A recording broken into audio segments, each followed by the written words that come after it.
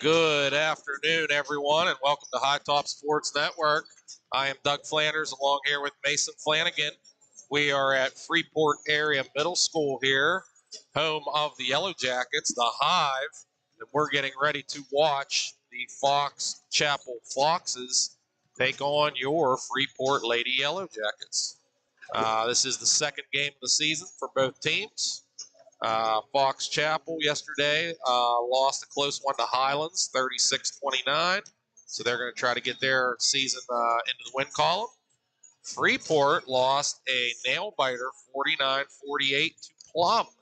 So both teams looking for their first win of the season here. So we're excited to be down here at Freeport to check out these two teams in this young season getting underway. How about it, Mason? Oh, nonetheless, two teams that dropped a matchup yesterday. You just have to put that behind you, turn the page. There's a new game today, an opportunity to go win a game. So you can't really freak out too much. You're playing good competition across the board. And then you've got another good opportunity to compete today. Winning those two games at the start of the season, yeah, it's nice to win those, especially when you host a tournament. But at the end of the day, it's about good competition, getting better toward that finished product, which will be around playoff time. Absolutely. It's about getting better and better as the season goes on. You know, at the beginning of the year, these tip-off tournaments, you're going to find out who your players are, what's working, what's not working, things that you need to work on to build for your season.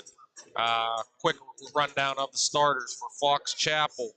Number 1, Lila Jablon. She is a freshman. Number 2, Isabella Barber, junior. Number 3, Morgan Monteverde, also a freshman. Number 4, Adina Rosen, sophomore. And number 12, Natalia Schaefer, sophomore. So super young team here, Mason, for Fox Chapel. We're going to look at Freeport, much more experienced. Freeport, Ava Solis, senior, 5'6" guard, number 33. Melina Dezort is number 34. She is also a senior. Natalie Volek, number 11. She is also a senior. So there's three guards. Morgan Croney, junior, number 22, 5'8" forward. And Jaden Galliot, junior, number 3, guard. So they're going to run 4 guards, looks like. So that is your starting lineups here. We're about 2 minutes away from tip-off. Referees and captains are going to meet here at center court on the Big Yellow Jacket and discuss what's going on today. So we're glad you tuned in with us. Stay tuned after this contest because we're going to have the Valley Viking boys against the Freeport Yellow Jacket boys. So got a doubleheader for you here. Should be a good game. We're excited to be here down in Freeport. So we'll be right back here in just a little bit.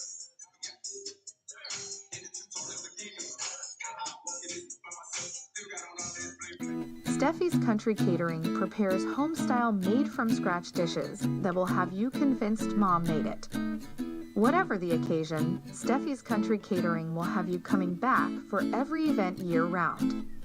Find us on Facebook to place an order or to see our Sunday specials, or call 724-54-85047.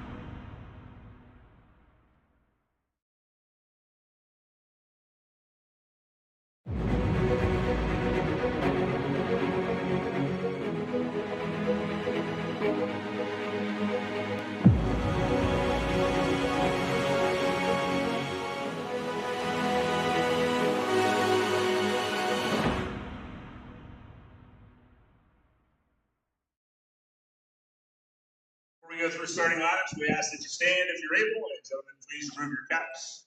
The playing of our national anthem.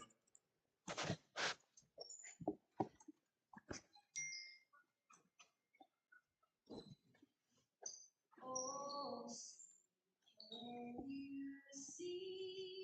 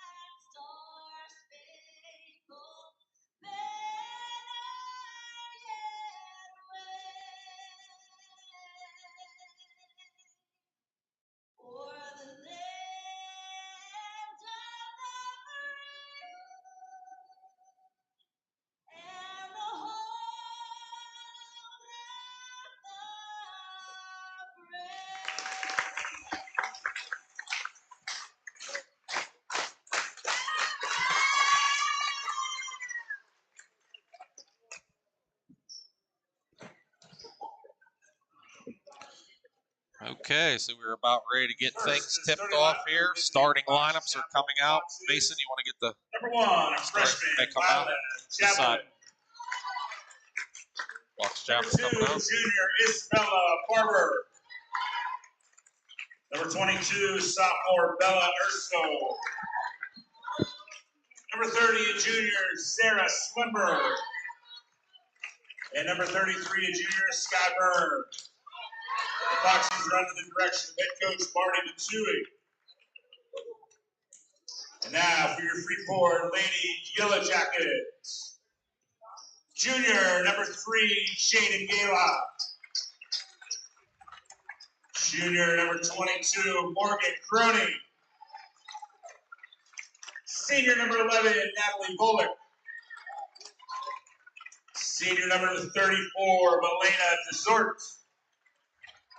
And senior, number 33, Ava Soylent. The Lady Jackets under the direction of head coach Brent Soylent. Assistants for Fox Chapel are Brenda Ember, Kelly Gibson, and Allie McGrath. Assistants for Freeport are Mallory Ketterer, Bobby Woods, and Jenna McGee. Okay, those were your starting lineups. So Fox Chapel against Freeport.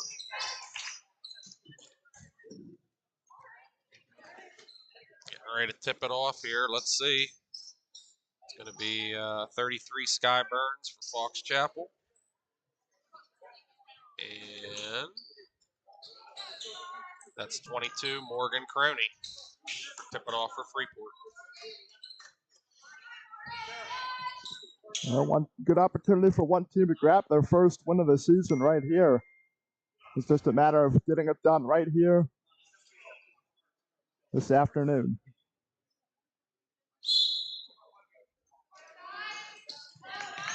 And Freeport will control the tip. So that is going to be Ava Solis bringing the ball up top for Freeport. Freeport running a little motion weave up top here. And there's a deep shot, and it's nothing but net. That was Morgan Cronin.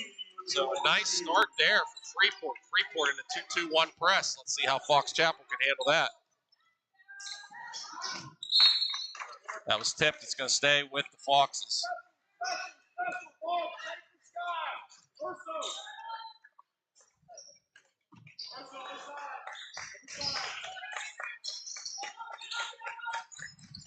There's a little handoff, but that's stolen away by Freeport. So Yellow Jackets coming up 3-0.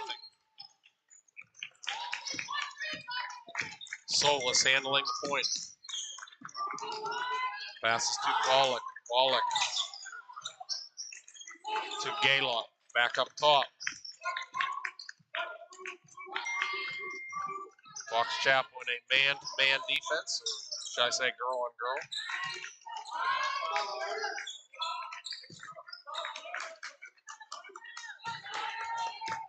And Freeport's going to reset. So good defense here. Good defense here by the Foxes early.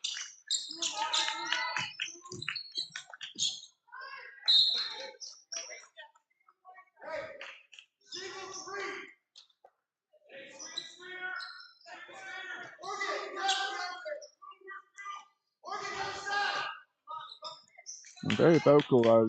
You might have a Fox Chapel coach all the way down along the baseline, directing to try to stop this shot. So that was a nice set out of bounds play. Morgan Crony's going to go to the line for Freeport. First foul of the game is on Fox Chapel, 33, Sky Barnes. Sky Barnes picks up her first personal foul for Fox Chapel. So Crony at the line. She's going to miss the first, a little bit long.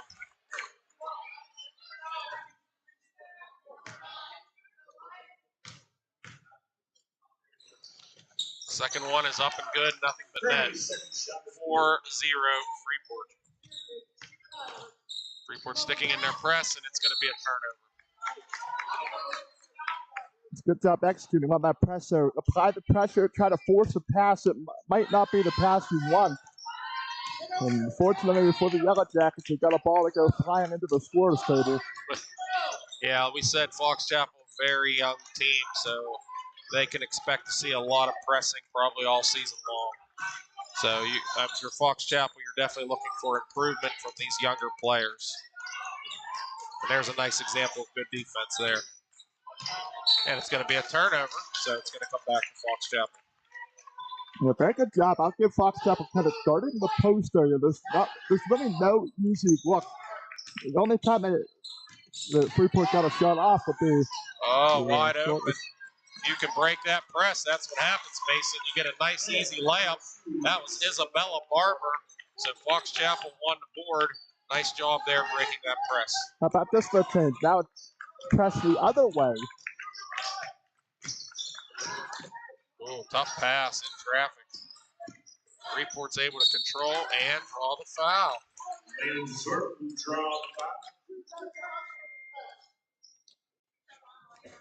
So that is going to put Elena Desort at the line for Freeport. And that was the second foul on Sky Barnes. So Sky Burns. So she is going to have to come out of this game. Number 12, Natalia Schaefer into the game for Fox Chapel. She's also a sophomore. Nice free throw shooting there as Desort makes both. It's going to be 6-2 Freeport.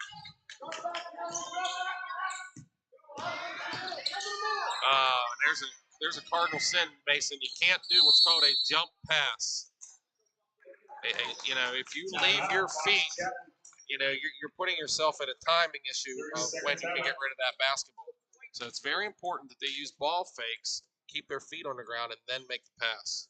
You saw right after the timeout called, Coach Silas went out and said right to her, "Hey," he said, "You got to say, okay, yeah, you got it's a mistake." And he's down there making sure that everybody resets. Small mistake. Playing well at this point. Just watch the turnovers. So 6-2 early here in this contest. Freeport with the lead. Fox Chapel going to try to draw up how to dissect and break this pressure. They didn't want, so there's something to build on there. That's going to be the first part. You face a press. I want to say every press is different. I'm not the most experienced person out there, but every press is different because every team is a different team. You figure out how to break it once, or you get an opportunity like this. You break it once, you get a chance to work and try, see what you know. There's a nice drive by number 30 for Fox Chapel. That was Sarah Slember, unable to get it. Freeport gets the rebound and then causes a foul. So that was on Bella Urso. So that's her first personal. The best way to get a team out of a press, Mason, is to attack and score. If you can attack and score on it, then you're going to pull that team right out. Oh, yeah, then you attack a score, then you have to defend down low.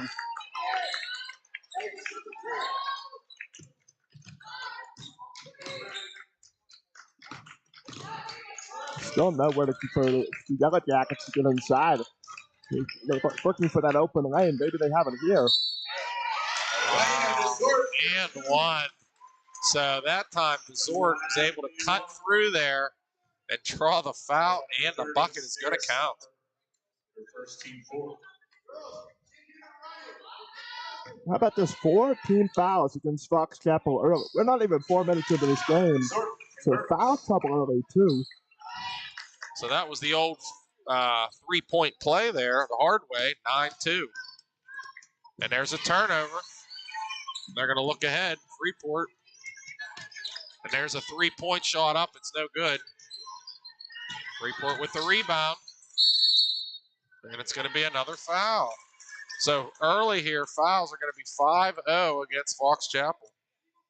That's another tricky issue with a younger team. Maybe not the most disciplined team.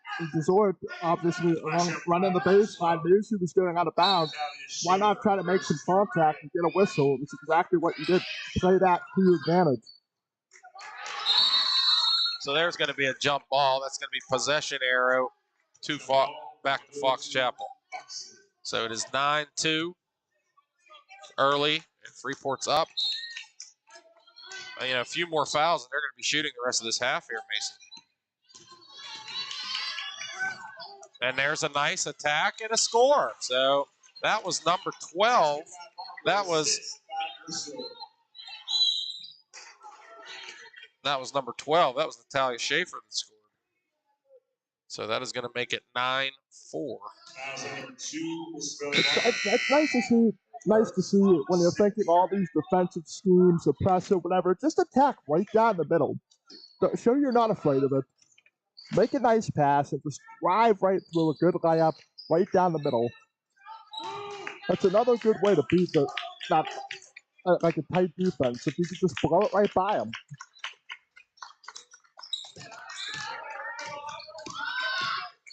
Not there. That's a travel. That's a good call. So Fox Chapel, very good defense again. I like what they're trying to do here. When these girls get older, they're really going to have something here. And let's see if they can attack and look to score. Nope. This time we had an attack. We did not have a score. But then we do have a 3-pointer up, and that's no good. Rebound, Fox Chapel. No good.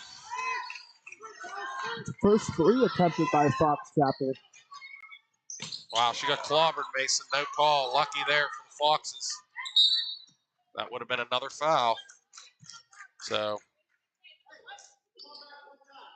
I like how Fox Chapel is very aggressive on the boards. They're fighting defensively, offensively. You've seen several offensive boards. That 3-point shot, after they come down with one, they could have had a second chance opportunity down low. Nice job there. Very nice play. Nice execution there by the Foxes. So that's going to be a foul. That's going to put number 12, Natalia Schaefer, at the line for 2. Foul was on Crony for Freeport. Freeport's first foul of this game.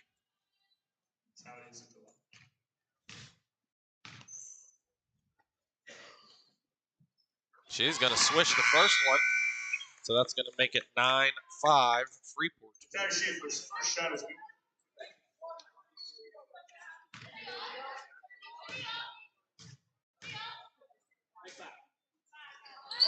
Two for 2. So that's going to make it 9-6 Yellow Jackets early here in the first quarter.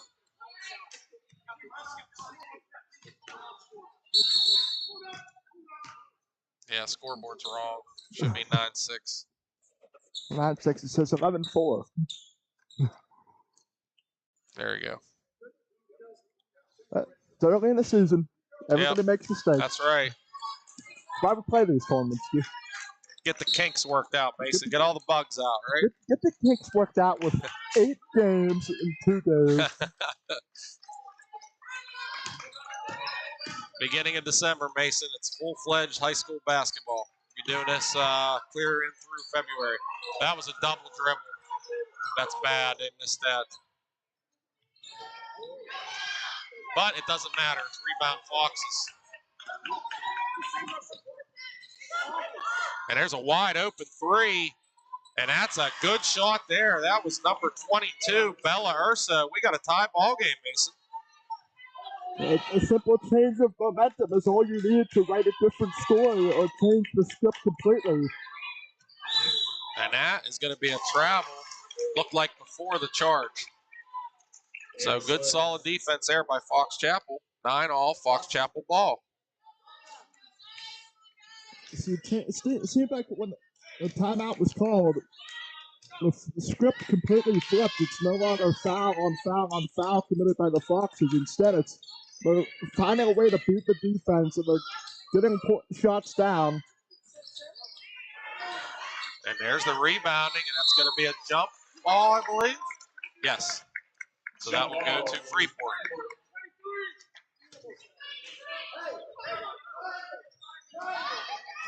Good job by Freeport there, getting a hand in on the ball, because if not, Fox Chapel should have walked away with that rebound, but instead he's going to just get that little bit of contact on the ball, make it look like a scrap for it, get a whistle. Now we see Fox Chapel going to a zone. So tie game, interesting. The Fox Chapel now switched their defense to a zone, and that's going to lead to a Freeport timeout. So nice job again by the Foxes. So Freeport going to get to themselves organized here. Probably a good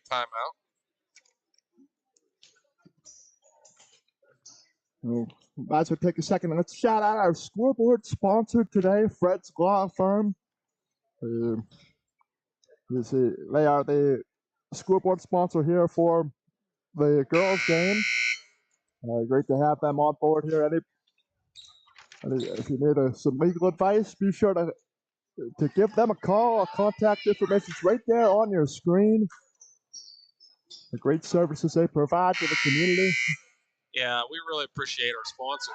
Without the sponsors, we would not be able to bring you these broadcasts. So if you're out there watching at home and you know of someone that would like to be a sponsor for the High Top Sports Network, we would really appreciate it. Get a hold of us, or you can find us on Facebook, you can find us on Boxcast.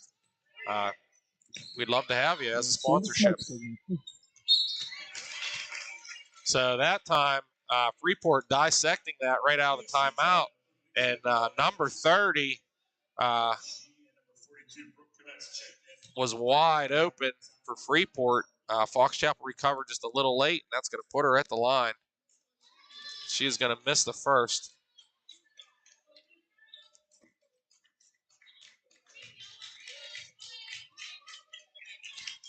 And she's going to miss the second, so no harm there. Here come the Foxes.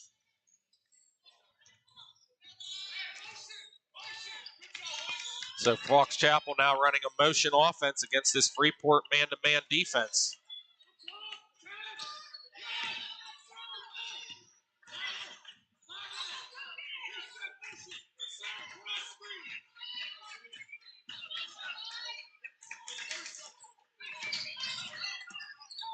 Woo! And that's going to, wow, that was number 30 for Fox Chapel. Sarah Slember, man, she goes hard to the hole, Mason. Wow. The rim just said no to her. She almost spun it out. Still 9-9. So we're under a minute now. Fox Chapel in this zone that they've switched to. Freeport has not been able to score since Fox Chapel's went to this zone. So let's see if Freeport can figure a way to get a basket here to end this first quarter. 6-0 run in favor of the Foxes. There's a deep three, and that's going to be an air ball. Fox Chapel, 30 seconds to play. Wide open as they look up court. Nice pass. And there's a foul. So Isabella Barber's going to go to the hole. And that's why we always say, Mason, keep your head up. And that's exactly what happened there. So very impressed early here with these young Fox Chapel players. Freeport definitely has the experience. I think they will get it together. But early start, you got to be happy if you're Fox Chapel right now. It's obviously not a hot start, not coming out hitting everything, but at the same time, adjustments is where games are usually won. And it's a back and forth affair. How well can you adjust? So that time 0 for 2 at the line. So Fox Chapel unable to convert. Freeport should get the last shot of this quarter. 20 seconds to play, 9-9. That's setting us up here all the way at the score stand, barking out a play.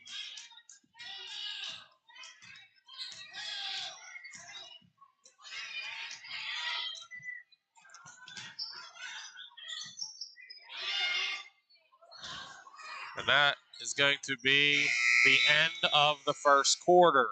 So, with one quarter in the books, it is Freeport 9, Fox Chapel 9.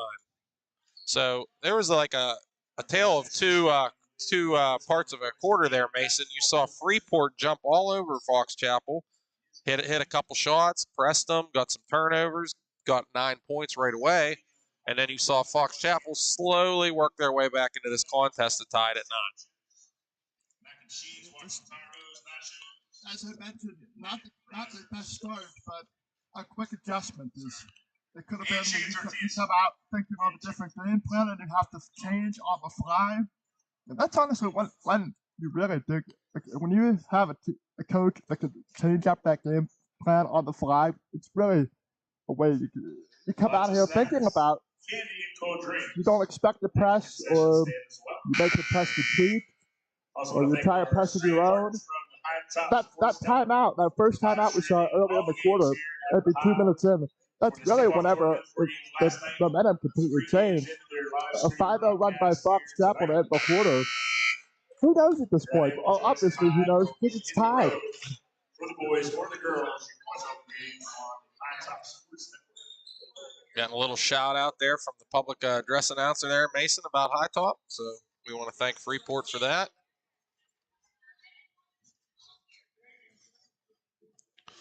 Start of the second quarter, it's going to be Fox Chapel ball.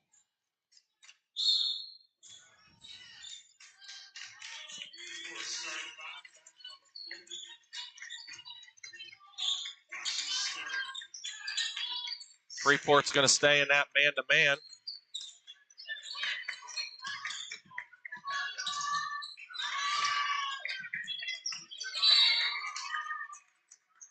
That's going to be a jump ball. It's going to be Freeport basketball. That's solid defense right there. Collapsing down on a double teaming along the baseline. It made Fox Chapel take a pass that they didn't want to make.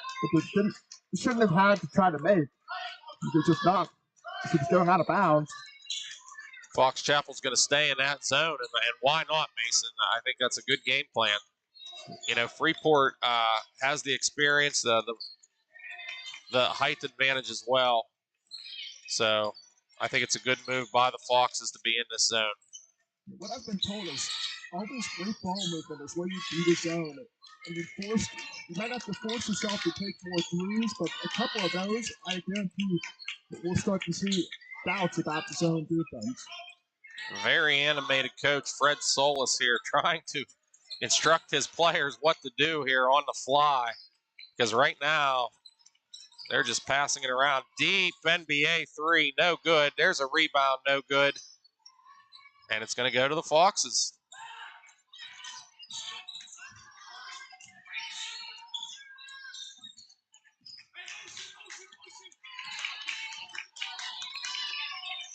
Sticking with it more from offense, too.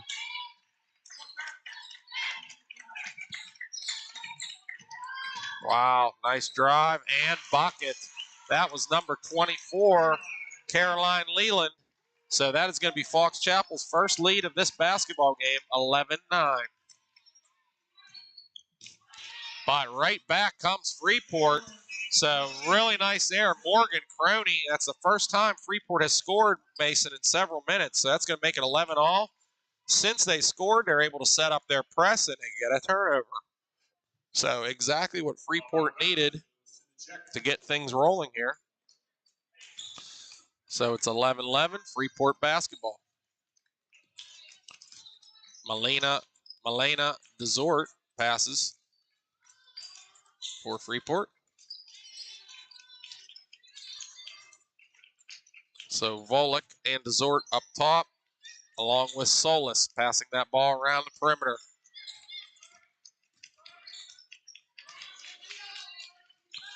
Over to Jaden Gala. Again, just not a lot of room against this Fox Chapel zone. But there is a foul. That is on the floor, but that is their 8th foul. So all those fouls that were committed in the first quarter could come back to haunt them now because every foul Freeport is going to be shooting. This is a 1-and-1. So free throws could be a major factor in this game. And it's going to be short, so it's going to be rebound to Fox Chapel.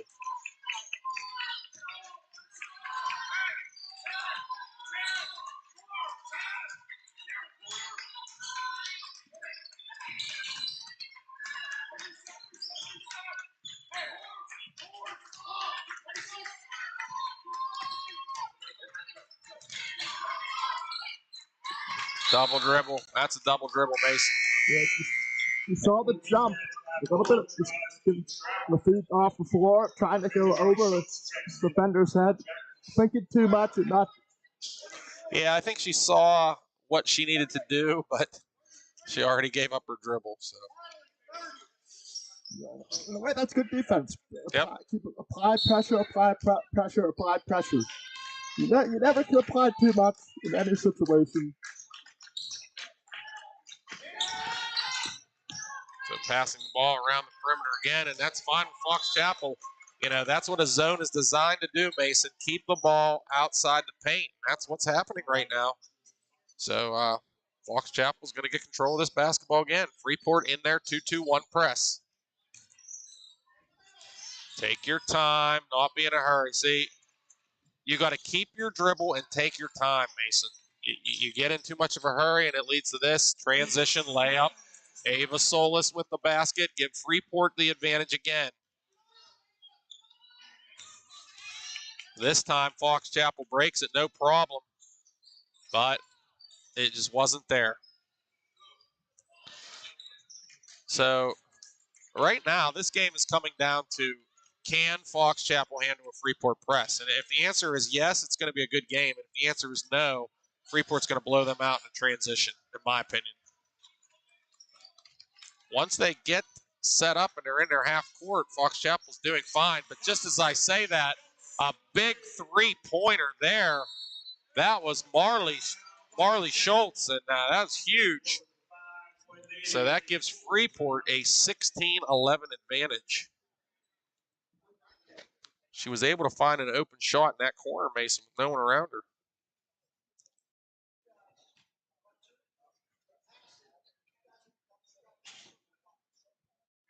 Yeah, it's a tough.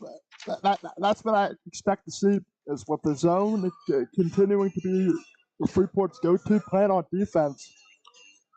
I expect, okay, a 3 here, a 3 there. When you start hitting them, and plus the points you get in transition from turnovers on the press, as you said, this could be easily a Freeport game.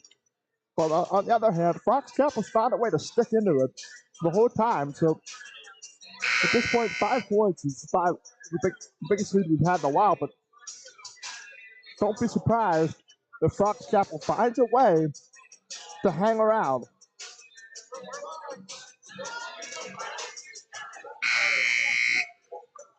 So Freeport has done very well at the beginning of both of these quarters, but then at Fox Chapel has seemed to come back at the end of the first quarter, so we're going to see if Fox Chapel comes back here at the end of the second quarter.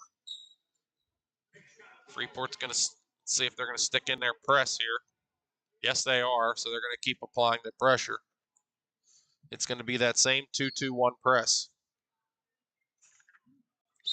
Take your time and pass the ball if you're Fox Chapel.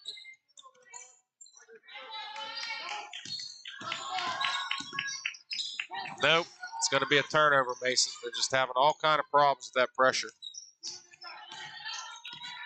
This time, Fox Chapel goes back into a man, but there's a girl wide open under the bucket, and they didn't see her. And it's going to be a jump ball. Missed opportunity right there. You know, we had 4 girls in a man and 1 girl in a zone. That's what happened, but the Freeport didn't see the wide open player. Okay, here we go.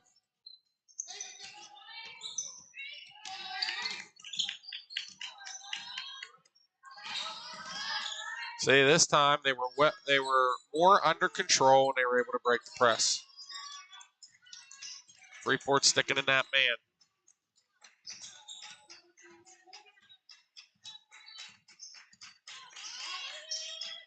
And that's going to be a turnover. So, turnovers are plaguing Fox Chapel right now. Freeport a chance to really build on this 5-point advantage here. Yes, Malaya Resort, come out, challenge the defender to do something. Just that little bit of a step forward and try to reach for the ball.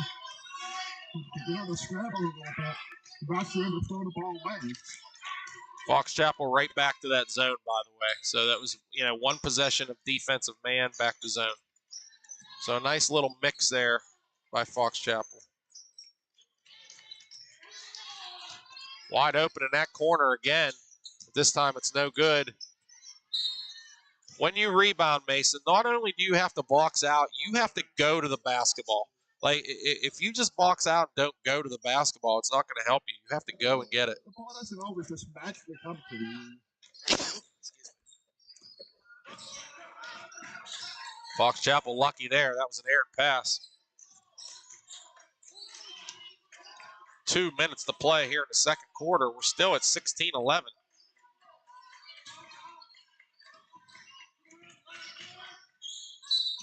And that's going to draw two shots, I believe.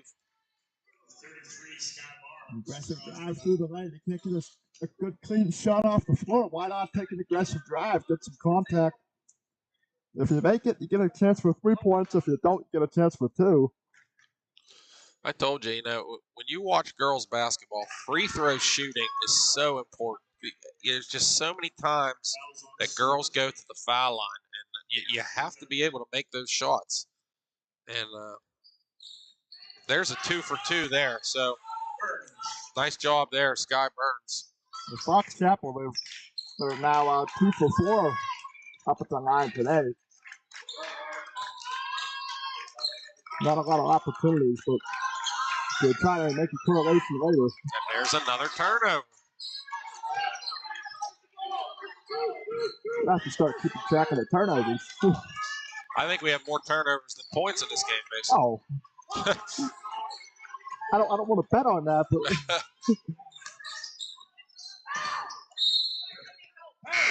that's going to be out of bounds to Fox Chapel.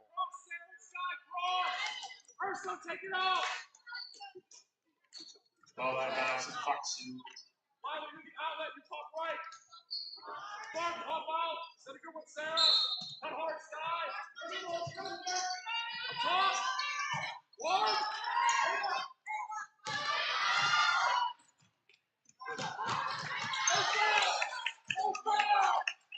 Loose ball tracked down by Fox Chapel. One thing you should know, when you're in high school basketball, you can throw that ball into the whole backcourt if you want when you're on an out-of-bounds play. A lot of people don't know that. Even a lot of players don't know that. You can use that backcourt to get that ball in bounds. Okay, Freeport looking to attack this zone.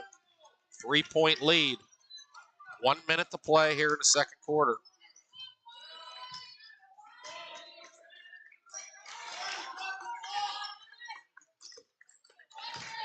I'll tell you what, Mason, this zone has worked to perfection. A lot of standing around here by Freeport. Having all kind of trouble. It's going to be out of bounds. It's going to be Fox Chapel basketball. So another turnover there, Mason. Turning the ball over back and forth, back and forth. It's kind of the second game of the year kind of feel. Like that's not going to be perfect. You're not going to be the best at taking care of the ball at this point. It's definitely something that Freeport's going to see that they really need to work on is their zone offense.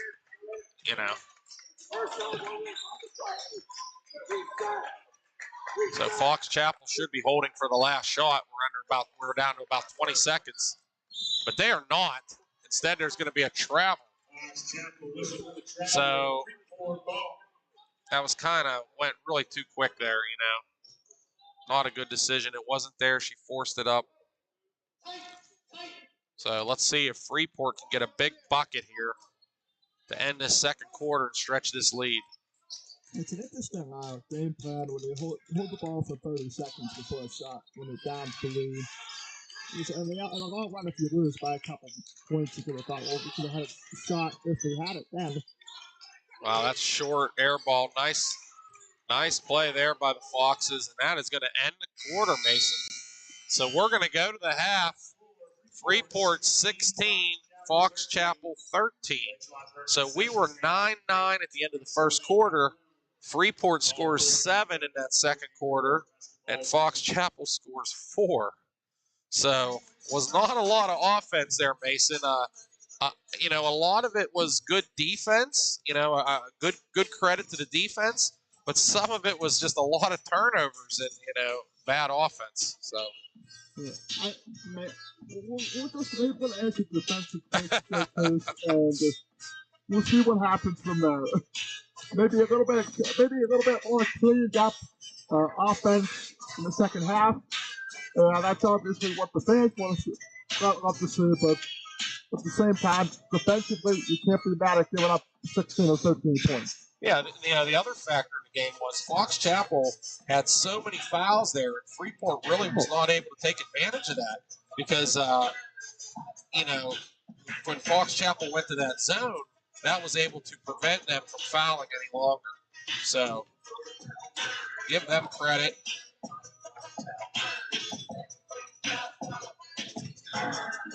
So, at the foul line, you mentioned those fouls. It's really twice, 2 or 3 times that Freeport had to go back to the line, a couple with 3-point plays. But really, when you look at it, I see 1 for 3, 0 for 2. The only person who's been pretty good at the charity stripe with the main resort is 3 for 3. Other than that, you have 1 for 5. Yeah. So that could have been 5 more points, and they're totally different. We could be talking about something completely different. Yeah. And this looks like it's going to be a very close game. It's probably going to come down to free throws, and it's going to be very important. Again, from Fox Chapel, you need to talk about how we're going to beat that press, how we're going to stay under control, we're going to pass the ball, we're going to attack it. If you're Freeport, we're drawing up zone offense right now. And this is what we're going to do. This is where we need to go. This is where we need to look. This is our first look, second look, and so on. They had some openings in the corner there from 3. Make sure you get your shooter over there in the corner. So both teams with something to work on here at halftime to draw up the adjustments. Okay, so that's going to put us to the half. We'll go on a little break here, and we'll see you in a little bit. Thank you for joining us here on High Top Sports Network. Steffi's Country Catering prepares home-style made-from-scratch dishes that will have you convinced Mom made it. Whatever the occasion, Steffi's Country Catering will have you coming back for every event year-round. Find us on Facebook to place an order or to see our Sunday specials, or call 724-54-85047.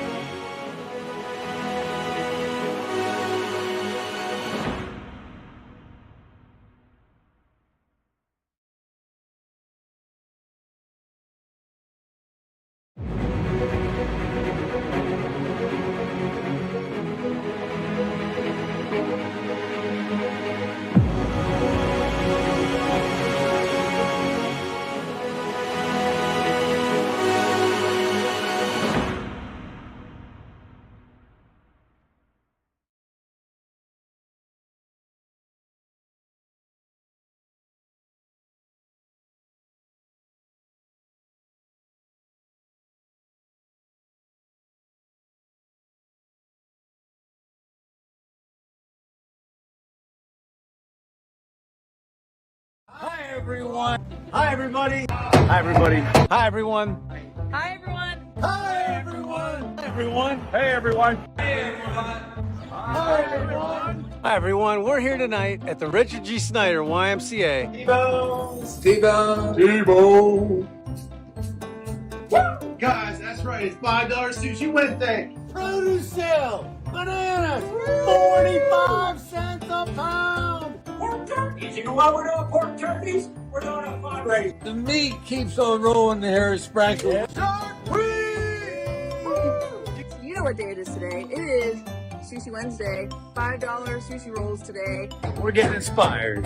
Come on, help me #SaveOnMeat. And we're pumped up because we are less than 24 hours away from Camp Out for Community tomorrow. Like and share, like and share. So like and share, like and share. Help spread the word. Just make sure you like and share. We can't do what we do without you. Come and see us. We can't do what we do without you. Come and see us. We can't do what we do without you. Come and see us. Can't do what we do without you. Come and see us.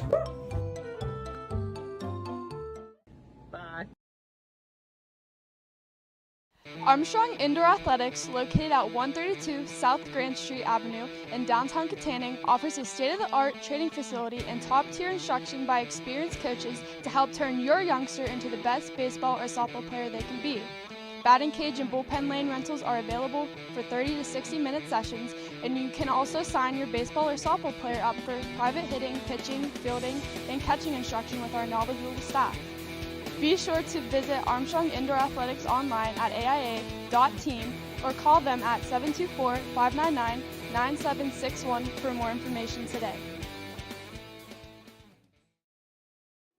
Hi, I'm Dr. DeMond, owner of DeMond Chiropractic. We've been open for over 75 years and continue to provide high-level chiropractic care here in Armstrong County. And we are here to help you live your best life through all-natural chiropractic care.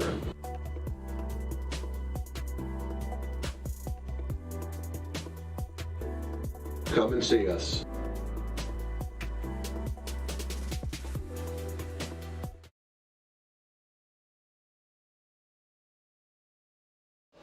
If you're an athlete looking for the best in personal training to dominate your sport, look no further than Richard G. Snyder YMCA.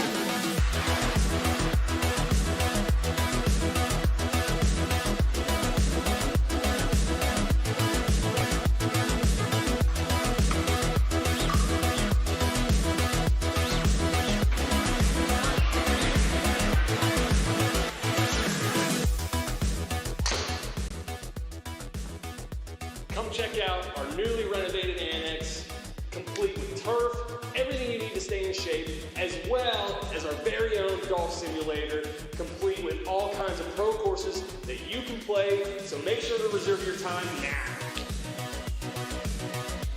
Come visit the Richard G. Snyder YMCA and help grow our community.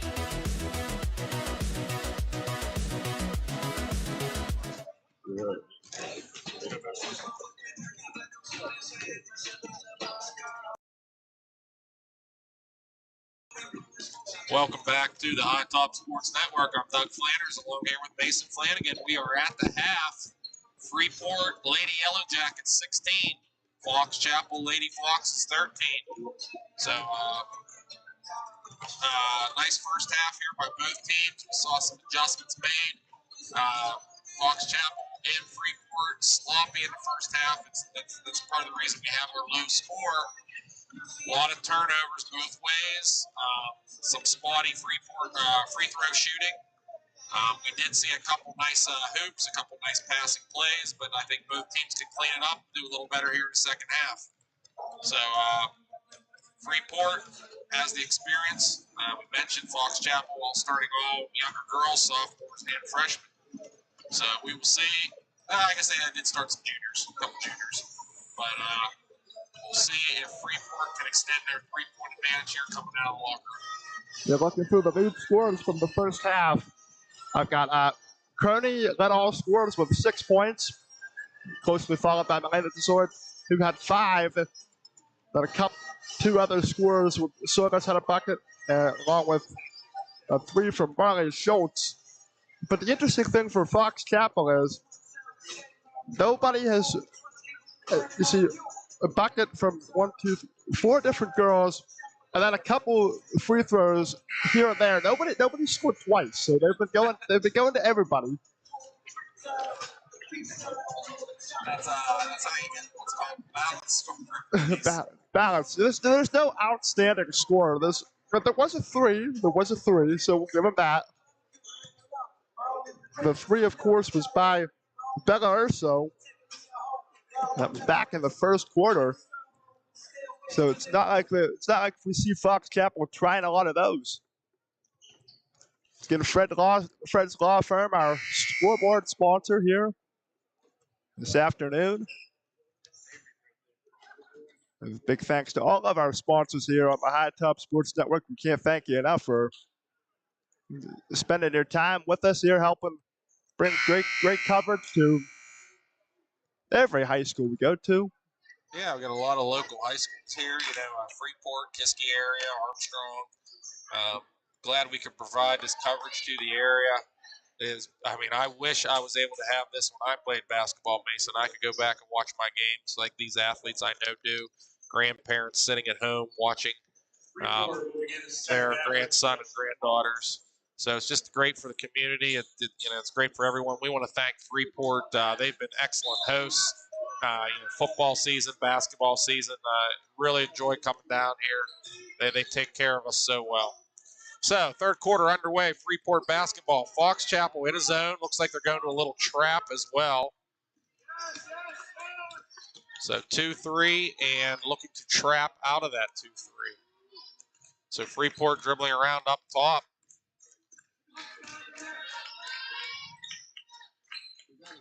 So, nice job here by the Foxes. Excellent defense.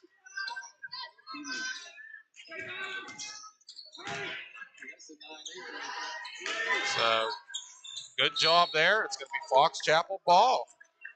So, that's exactly what you want if you're Fox Chapel out of that halftime, Mason. I give so much credit there, making sure that the ball went out of bounds and Fox Chapel couldn't get that rebound. That way it allows him to set up this press. Oh, and Freeport's going to stay in that press. And it's going to stay Fox Chapel basketball. So take your time, pass the ball if you're the Foxes. And it looks like that's what they were doing there to start. Over the top, and it's going to be wide open, but she's going to miss the layup. But there's a nice rebound. Can't finish. Goes back to Freeport. Oh, she's in all kind of trouble. She steps on the line. Fox Chapel basketball.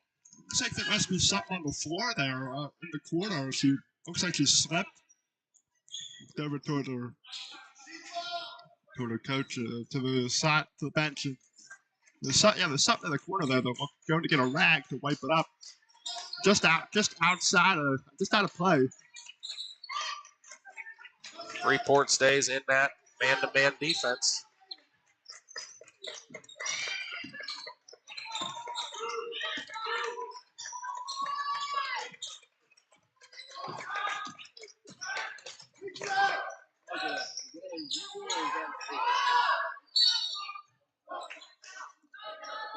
So that's a jump ball. That's going to stay with the Foxes. No scoring yet here in this third quarter. The possession has mainly been with Fox Chapel down on their end. It's just that they haven't been able to connect on a shot. You might knock on wood here. Nope. No.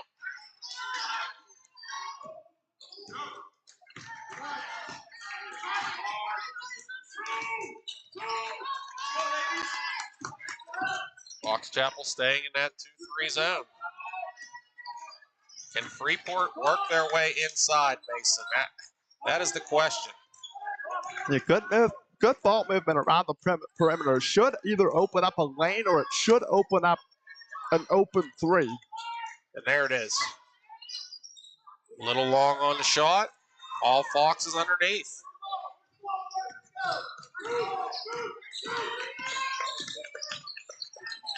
There's just out of control, Mason. They're very fortunate to keep possession there.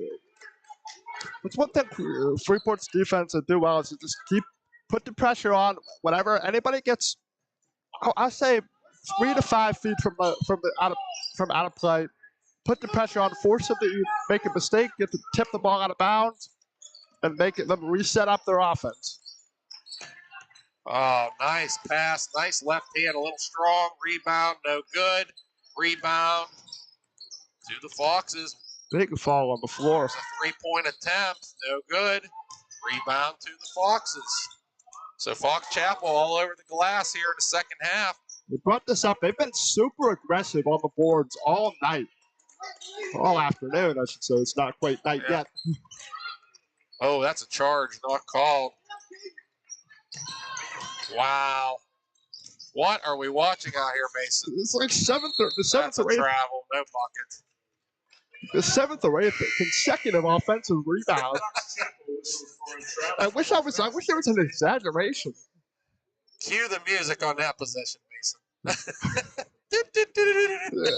The shooting percentages haven't improved. I bet you they're both less than 10%.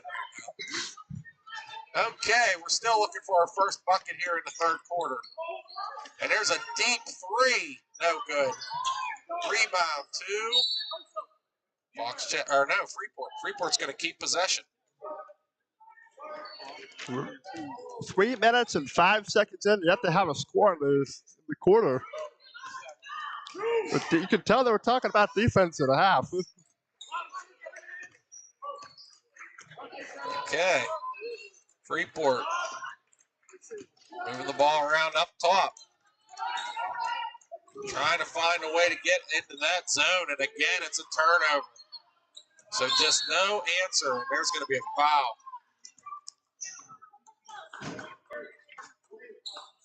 Fouls on number 34, Milena Dessert. So we have our first foul of the third quarter there, Mason.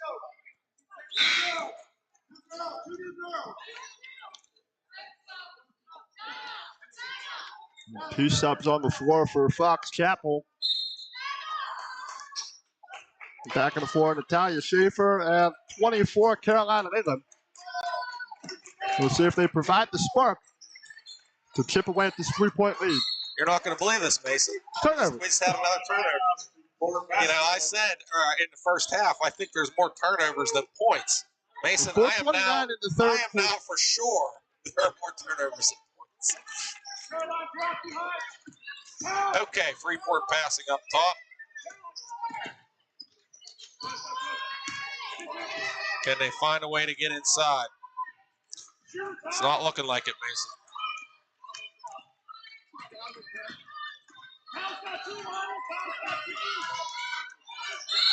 That's going to be a jump ball, and it's going to stay with Freeport.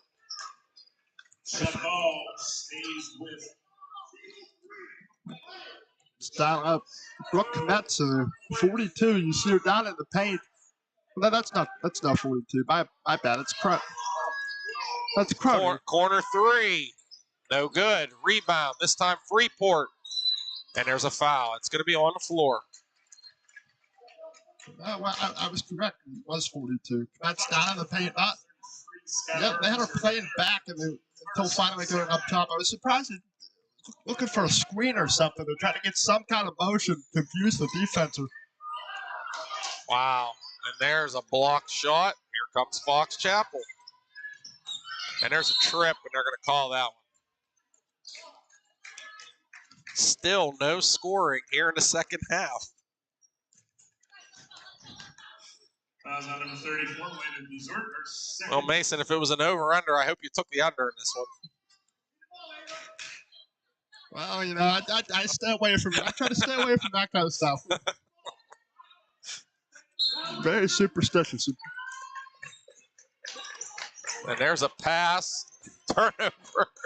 Here comes Freeport, too. Fast break. And that's going to be a push.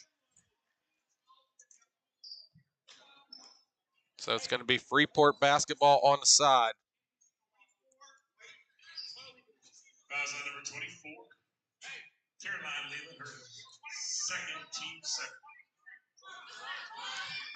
We're seeing like an excessive amount of fouls again. It's within the past minute of clock, we've seen four fouls split evenly between the two teams. Okay, let's see what Freeport can do here. And there it is. That's going to be a Mason. No, it's an air ball. Fox Chapel ball, but I like that. That was a paint touch, double team, kick out for an open shot. So that was some nice offense there. That's a shot you kind of have to take. Air ball on the other side, Mason. Fox Chapel basketball. 3:11 to play in the third quarter. We're still waiting for our first points here in the second half. Stellar defense, Mason. Watch the shooter come in the corner. See, get through. Okay, Fox Chapel's going to pass it around here. Very tight man-to-man defense. Fox have really took a lot of forced shots. They've always crashed the board to get a good second chance. And that's going to be a travel. Mason, or you keep track of turnovers this half? I'm going to try to keep good track. 2:53 to play here in the third quarter. Since 4:29, there might have been a couple that I missed early on in the quarter, but I've got 4 of them on the quarter so far, or in the past 2 minutes. And there's a pass inside.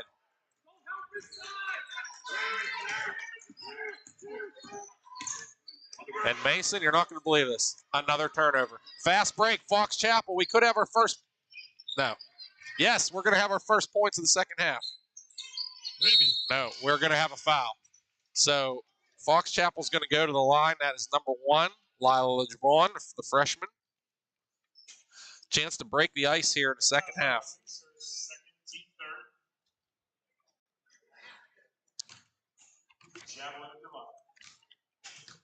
Let's see. Swishes the first. Mason, I'm about to change the score. Almost forgot I had to do that. That's done the keyboard. 2 for 2, Mason. I talked about free throws and how important they were going to be. Because now you got a 1-point game. And low scoring affair, you kind of need this. You can't really make too many offensive mistakes.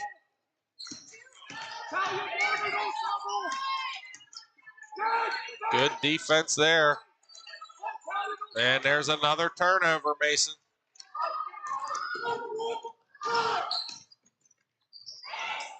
And that's going to be it. Head fake and travel. Defensive closeout back miss. It's also the travel. It's 7.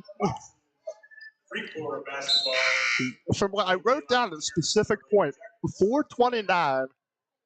So that's, we'll round up to 2 minutes here. Timeout, Fox Chapel. 2.5 minutes. Timeout, Fox Chapel. So if you are Fox Chapel, you're not changing anything on defense. Both teams need to be working on how are they going to score on offense. The only thing on defense I can think of would be the defensive rebounding. It's really struggled. That'll be another column I start here in my score sheet is offensive rebounds for Fox Chapel. Is that one possession they had?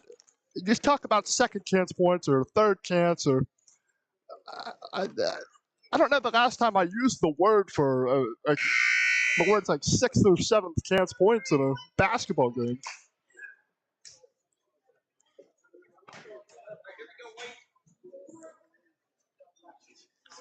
It's about the same, Mason. Have you ever done a basketball game where you might quarter of scoring is 2-0 and only 2 free throws? No field goals made in the entire quarter. Have you ever seen one? I don't think I've seen one. We'll have to check the history books. But you have to play a minute and 55 seconds, and we'll see if anybody scores from the field. Yeah, we haven't had a field goal here in the third quarter. So 16-15, Freeport has not scored here in the third quarter. They're going to double. There it is, Mason. There it is. The fans excited to see that. That was a nice play. That was a double stack on the block, and that was able to get Freeport a bucket. So nice call there. Oh, Fox Chapel right back. The floodgates are opening, Mason. Yeah, throw the defense at the window. 18-17. This is a tight one here. So let's see if Freeport goes to that double stack again. That was a really nice play there. Oh, little bump, little foul. So that was number 30 for Fox Chapel, Sarah Slember. But nobody really in danger. Burns returns. And Burns back on the floor for Fox Chapel.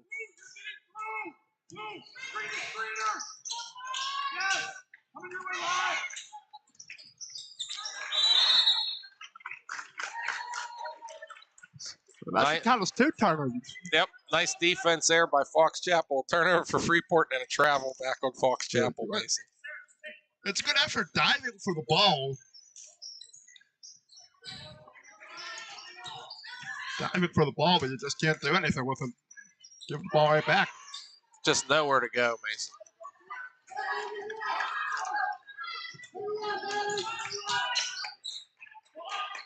And, oh, Mason. That's steps. Yep.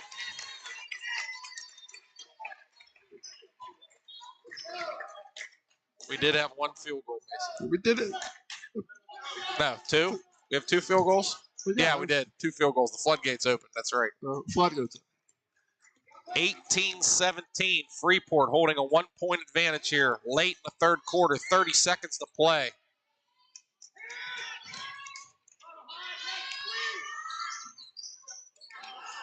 Oh. It's getting physical out there, Mason. At this point, a tight game like this in 8.5 minutes to play. Man. Guys on Chapel, their first team fourth. Harbor returns. As does Lely. Fox Chapel.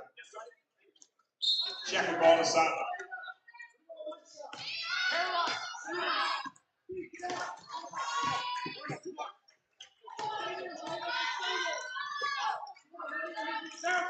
So Freeport passing the ball around. 15 seconds to play here in the third quarter.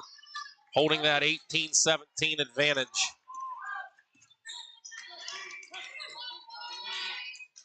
Great job by Fox Chapel. Look at the defense. Look at the defense, Mason. And that is going to end the quarter. Wow. So I'm going to recap the scoring in the third quarter for you, Mason. You ready? Freeport has 2. That was on that double stack play down below.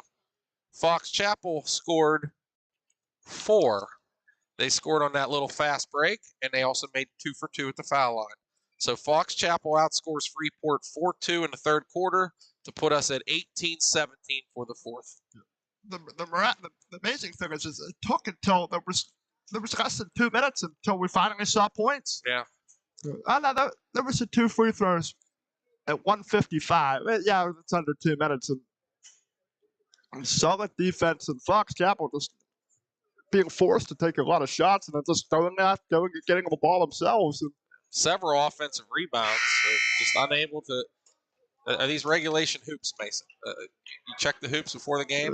Should be. Okay. Should be. They play a lot of games here. So. Okay, just making sure. But we were talking about the turnovers too. From halfway through the quarter, there was 11 of them. All right, let's see if the fourth quarter can provide us some offense here and provide us a spark. Freeport up 18-17. No one's really in foul trouble. You can go hard. You can be aggressive. Fox Chapel's going to start with the ball out of play. Really, our main offensive quarter would be the first quarter when it was 9-9. Yeah. Even still, that's nothing crazy. There was more points in the first quarter than there was in the second and third together. And there's the drive. There's a nice pass, and that's going to be a foul. So nice play there out of the timeout for Fox Chapel. So give Coach Marty Matvey a nice play there. And they're going to go to the line. Fox Chapel's going to look to tie it. They're going to miss the first. At this point in the game, with this score, you kind of need to have one. Oh. Who cares how you get the points as long as you get them? Points at a premium, Mason. Free throw shooting is going to be huge here in the fourth quarter. Boom. So Barber knocks down the second. It is a brand new basketball game. 18-18 with 7:40 to play here in the fourth.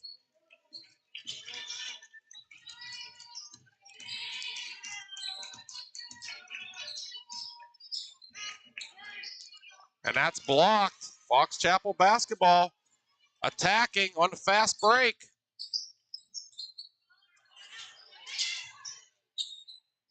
It's up. It's a rebound. It's good. So Barber providing the offensive spark here. Fox Chapel now 20-18. Mason, that is their biggest lead of the ball game, I believe. 2 points. I got one early on. Yeah. Okay, Freeport, let's go. Freeport really has And no there's a answer. turnover. Fast break. Can she make the fast break layup? Yes, she can. That was number 22, Bella Urso. Fox Chapel now leads by 4. Freeport trying to provide an answer. There's a steal by Urso. Fast break. Fox Chapel 2 on none. Layup is good. And there's a timeout by Freeport. So Fox Chapel has exploded to start this fourth quarter. Fox Chapel now leading at 24-18. Wow, Mason. Well, the floodgates did open. And boy, did they open here, especially for anybody in a white uniform. That's a 7-0 run to start the fourth quarter. And with points being at a premium, that's a huge run. If you think back into the third quarter, too, that's a 9-0 run. Yeah. And of course, starting out at this you think Freeport, their experience and whatnot, that they could have been able to capitalize off the press, get some transition points. But I said, the way Fox Chapel was playing early on, expect them to be in it at that point. Because when I said that, they inched their way back and kept themselves close at the half, and even before that, taking a lead. Well, they haven't upset. If you remember, Mason, I said the key to this game is if Fox Chapel can break the press. Freeport has not been able to score to set up their press. So Fox Chapel hasn't needed to, have issues with that pressure. That pressure was enabling Freeport to get some easy baskets and causing some turnovers. But Freeport has been unable to score, Mason. Freeport only has 2 points in the second half. So that's been a big key to this game. Fox Chapel's going to stay in that 2-3 zone, and why not? There's no answer for me. I mean, 2 points in the second half. That's unbelievable. If I wasn't here to see it, Mason, I wouldn't believe it. Nice look ahead. It's going to be another fast break layup for Fox Chapel. It is now 26-18. It is all Foxes here in the second half. And that's going to be out of bounds. It's going to stay to Freeport. That 2 points in the second half is really just a sore number at this point. That is unbelievable. I told you. If I wasn't here to see it, I would not believe that. Especially the way this first half went. There's a nice drive. Blocked. Stays with Freeport. There's blocks inside, too. Freeport can't get a shot inside. What they might have to resort to is some threes. They've only taken, I have 3 3-point shots. The last one being made was by no, it wasn't by Solis, it was by 50. Wow, that was close to a block too, but they're going to call the foul. So that is going to put number 50, Marley Schultz, to the foul line. Chance for Freeport to get on the board here in this fourth quarter. Schultz has a 3. Crony has a 3. She makes her first. So I am going to click +1 here.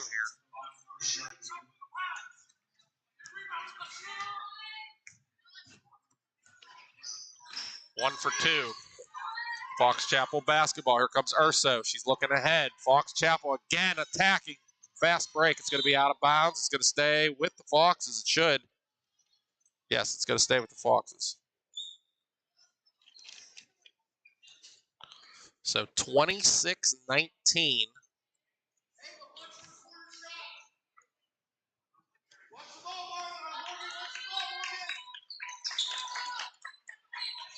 And that's going to be a turnover.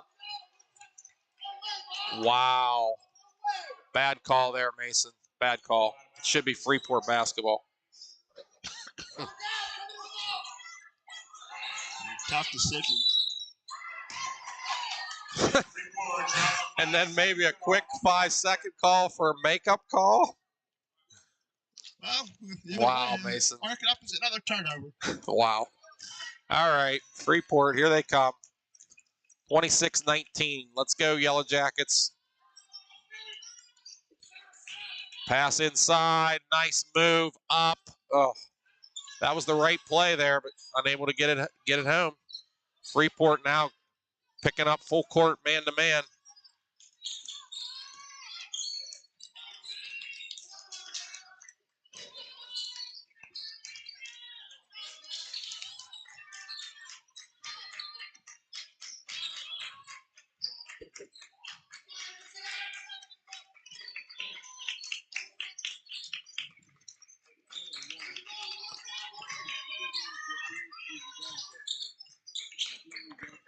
So tight man-to-man here, and that's going to be another turnover, Mason. It's going to go back to Freeport. I do like that Fox Chapel. They took their time there. Take your time, even though it's all a turnover. Take your time and just work away at the clock. Well, 7-point lead is monstrous at this point, Mason. Oh, of course. Deep three. And there was a timeout before that deep three, so Freeport is going to call the timeout, hopefully draw up a play here. Yep. Coach is drawing up a play right now.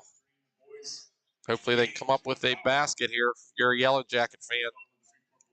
26-19, fourth quarter. Follow on Facebook at the High Top Sports Network. There's really not a lot of time either to just pass the ball around deep. You have to find the best shot. You have to figure out how to get it open immediately. I've seen teams all the time when there's that 2-3 zone, but the difference with this Fox Chapel one is they're playing. It seems like they're playing up higher, tighter, like guarding. They're guarding the perimeter a lot more. There's nowhere to shoot. That 3-point shot doesn't get open as much. I mean, potentially passing the ball more, having good ball movement, but looking at the turnover numbers, I don't want to say you want to move it as much. And then Fox Chapel goes to a man there. Interesting. Freeport unable to score.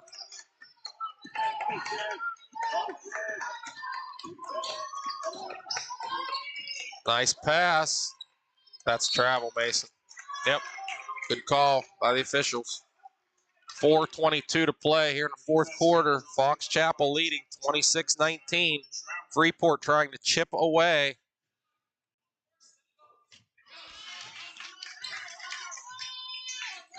Back into the zone for the Foxes.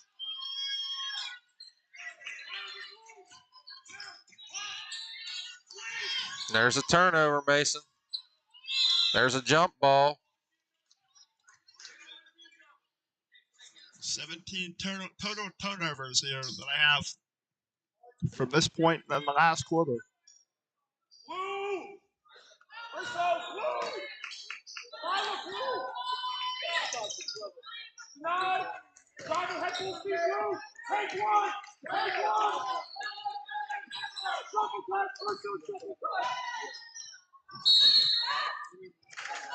Oh, they're going to call the foul. I don't know why. I don't know why Fox Chapel went to a man there, Mason. I don't agree with that. Freeport had no answer for that zone. They went to a man, and now they're on the foul line. We'll see if Freeport's able to think of anything to make them pay for it. They're going to be able to set up their press now as well, Mason. Here's the first one is good. So that was Ava Soilis, making it 26-20. 1 point at a time, here, points at a premium. If she's able to convert both of them, that's monumental in a comeback. There you go. Now they're going to set up the pressure, so now it's all going to change. 26-21. Let's see if Fox Chapel can break it, Mason.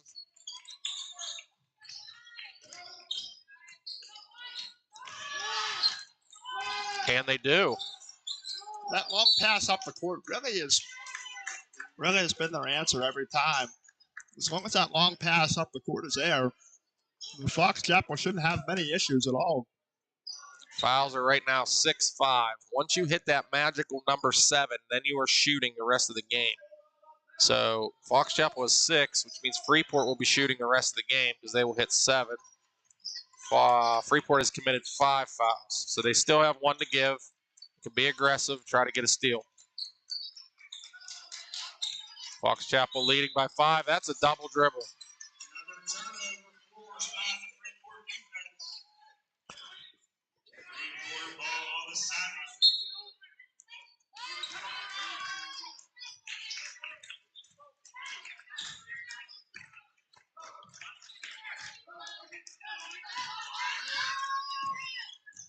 Mason, that Fox Chapel man. Man, it's a lot more. The dribble drives and everything, a lot easier to get in. Short drives and draws the whistle. She went the line for 2. Freeport had 2 points in the third quarter. I just don't know why you would switch. But that's why I'm up here, Mason. There seems to be no answer. Nobody who can get a shot inside, like down low in the paint. But Dezord able to draw the foul. Why not beat him at the free throw line? 2 for 2. Freeport going to set up their press. 26-23. 3 minutes to play here in the fourth. Let's just pass. It looks like not Barber. Again, broke the press nice. Did not attack, though. Oh, nice. Nice layup there. Rebound and score by the Foxes. That was Sky Burns, 28-23. Here comes Freeport. 5-point game. There's a 3 in the corner. It's good. Nothing but net. Big shot. Morgan Croney. 28-26. We got a barn burner here in Freeport. Here come the Foxes back. Boy, this game has opened up, Mason. Drive to the hoop. It's up. It's no good. The rebound. Freeport comes down with it. Freeport, look ahead. 3 is good. Morgan Croney back-to-back threes. Freeport now takes a 29-28 advantage. Here comes Fox Chapel back. Steal. Oh, watch out. Fast break. It's all Freeport right now.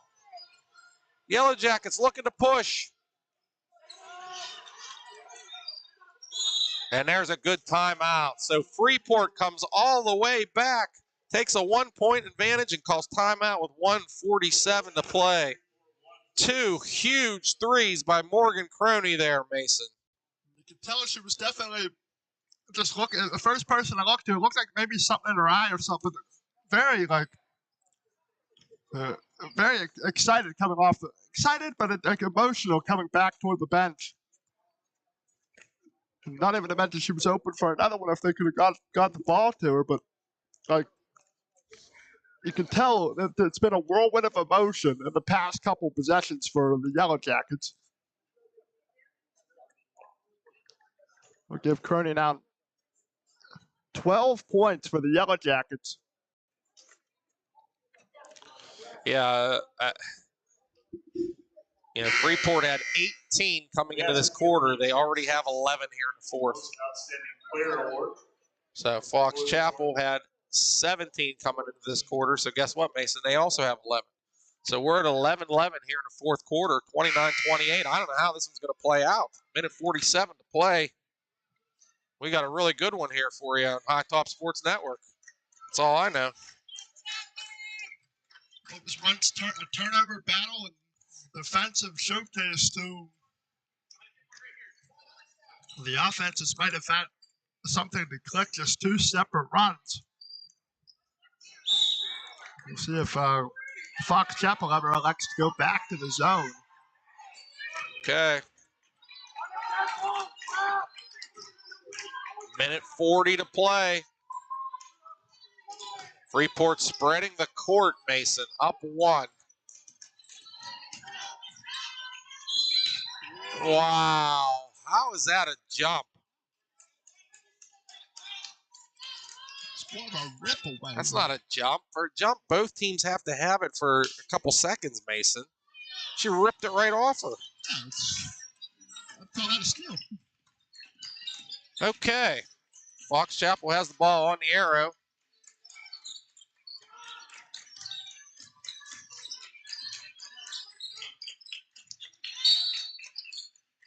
Timeout, Fox Chapel with 1:11 to play.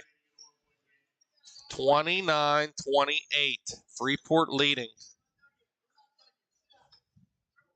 I can hear from the Fox Chapel bench the whole way up here. We're not done yet. We're not done yet. Pop our get our scoreboard sponsor back up here. There he is, Fred's Law Firm. So he's had better pop him back up there thanks to them being on the High Top Sports Network with us here tonight. Well, tonight, I keep saying tonight. It's today, Mason. It's 3 in the afternoon. 3 o'clock, Mason. Come on. Tonight. Time do you go to sleep? Jeez. I know. Yeah, it was really past my bedtime last night. Out at the Armstrong game. Tonight, it's still daylight out. Even though it only gets to it gets dark at like 5 o'clock, if even that. So what do you think here, Mason? 29-28. What's your call here? What's going to happen? Obviously, Fox Chapel's not done yet. They have the ball, so. Freeport still with a foul to give, so they can be super aggressive here. Only 5 fouls. Fox Chapel, if they choose to foul, that is going to put Freeport to the line. So free throws are going to be very important here at the end, I believe. 1-point game, we could see a crazy shot, Mason. We could see an overtime game. This is nuts. 3 in the corner. No, she pump fakes, drives, pass. It's going to stay with Fox Chapel. Wow. I don't know. That was a tight call too, Mason. Could have hit somebody's foot on the way out, but I'd imagine the give would have to be to Isabella Barber. She's had 5 points here in the second half, which, given the showcase of offense we've had, she's been one of the best shooters here on the floor. There's a shot. No. Rebound. Oh, she was leveled. And it's going to be out of play, so that is not shooting. That is only their 6th. The next foul will be shooting. 29-28. Fox Chapel out of bounds. 54 seconds to play. If you do have to foul, the question becomes, who do you foul? Inside. Pass. Knocked away. Stays Fox Chapel ball. 48 seconds to play. Yeah, that's a good play. If you can swat the ball out of play after eating 6 or 7 seconds off the clock, go ahead and take it. Here we go. It's up. Oh, she's got it. It's a layup. It's number 33, Sky Burns.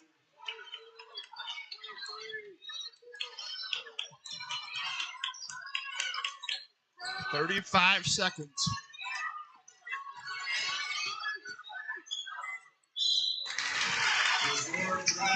Drives the whistle.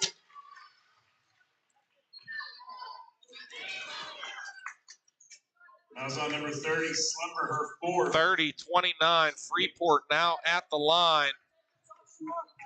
29 seconds. Down 1. First shot. No good. So a huge free throw here for Milena Desort. Huge free throw. Can she tie this game with 29 seconds? Yes, she can. It is 30-30. Fox Chapel, 29 seconds to play. Here they come. What's going to happen, Mason? Fox Chapel fast break. There's the pass. 20. And she's going to go to the line. So that was an aggressive take. Foul shooting coming for number 30, Sarah Slember. She's played a really nice game tonight, Mason. That was on number 11. Oh, it's not on number, excuse me, it's number 33, Sky Burns. She's also had a nice game. So 30-30, here we go. I told you, foul shooting, very important. No good on the first. There's 17 seconds left. So at this point, you know, you can win if you get fouled, or you can tie if you're fouled. You're not shooting for. And it's good. So Fox Chapel takes a 31-30 lead with 17.9 seconds to play. It's a timeout. Freeport needs one basket, Mason, or a foul. This is where you have to weigh your different options. What you have, who do you put out on the floor here? You have Crony, who's hit several threes, but I believe she was still out before. You can put just about anybody at the charity stripe, but you have to get a foul. So who do you put inside? Who do you take the drive inside and have that aggressive play? And can they knock that shot down? Because there's no guarantee that you do get the foul call. Mason, we've had almost more points in this fourth quarter than we had in the whole game. Well, I mean, it's crazy the way this fourth quarter scoring's been. Well, I mentioned early on, it's about adjusting throughout the game, and an offensive. The offenses didn't show up, but then all of a sudden, Fox Chapel figures out how to go off, and then at that point, it's all cards on the table. It's an all-out war. Freeport has to do whatever they can do. Then they go on a little bit of a run, and then at this point, it's still a great tight ball game. And with 17.5 seconds, you really don't know what can happen at this point.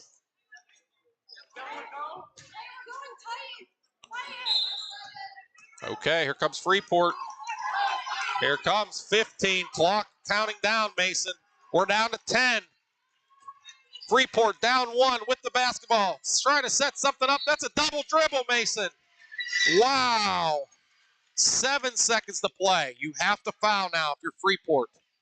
It is a 1-and-1. Every foul is a 1-and-1. There's nobody on her, Mason. She can just dribble the clock out. Wow. It took. Why did the clock stop?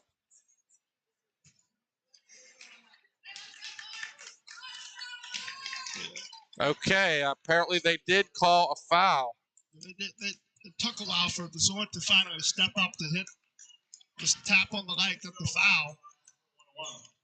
Now here's what should happen here, Mason.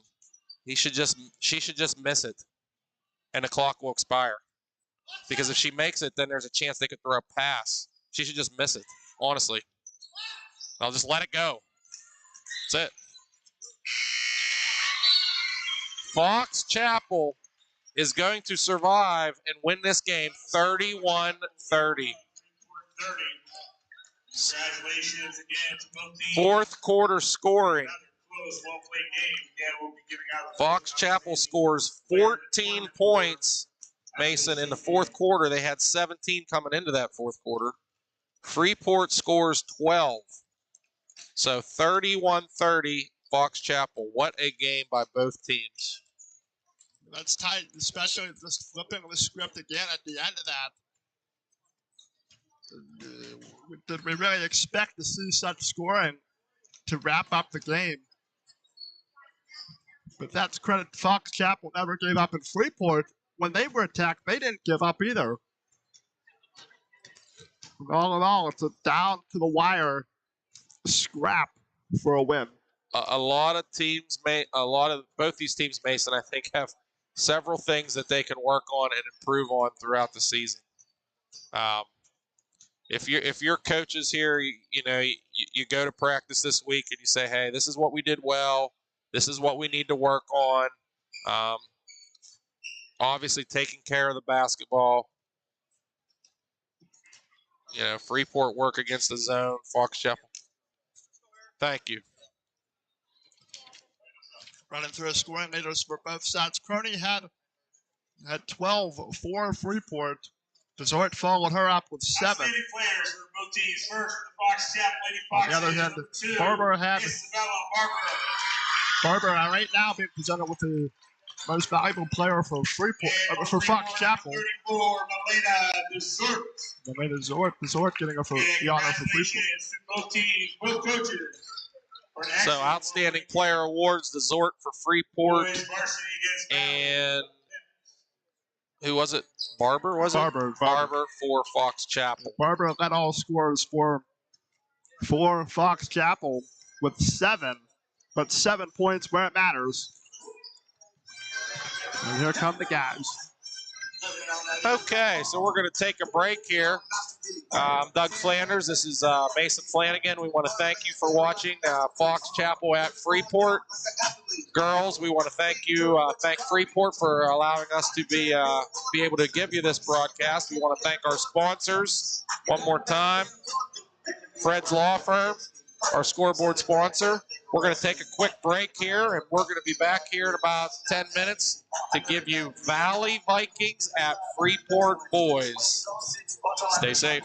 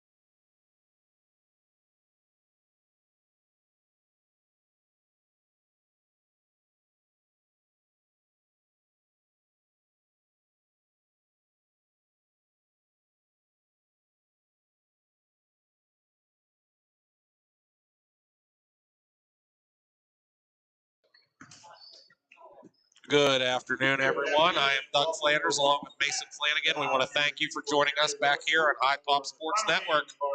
Final game of the boys-girls tip-off down here in Freeport. We have the Valley Vikings at the Freeport Yellow Jackets. We're going to cut away real quick for the national anthem, and we'll have starting lineups for you.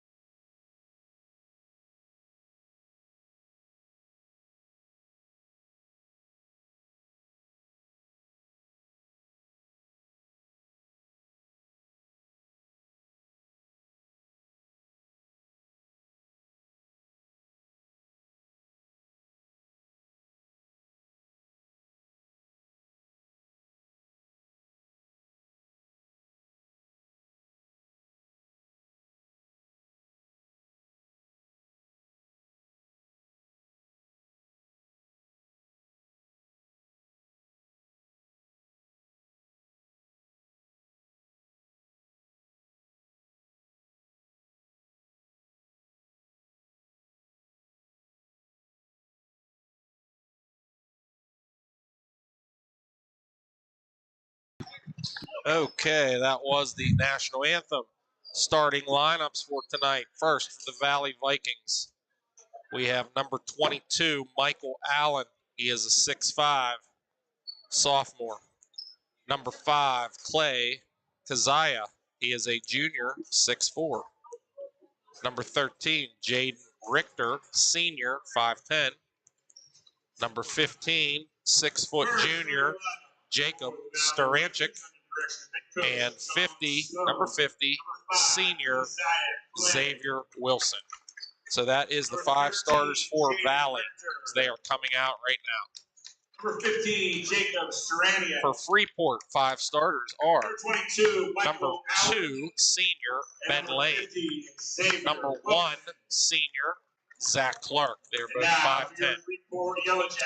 Number 5, senior, Brady Sullivan, 5'8". Number 11, Number 3, senior, Parker Lucas. He is 6'3". And number 11, junior, Brady Sullivan. He is a 6-foot guard. So those are your lineups for Freeport and Valley. We want to thank Terry Steffi Catering for being our sponsor here for the boys game. Can't wait to see Terry again. Proud sponsor here at High Top Sports Network. Big sponsor also in the community and for Freeport. Area High School is committed to Had a big conversation last night with Joe Rhodes, and I think it was the second game of the 4 games at Armstrong. We're trying to see.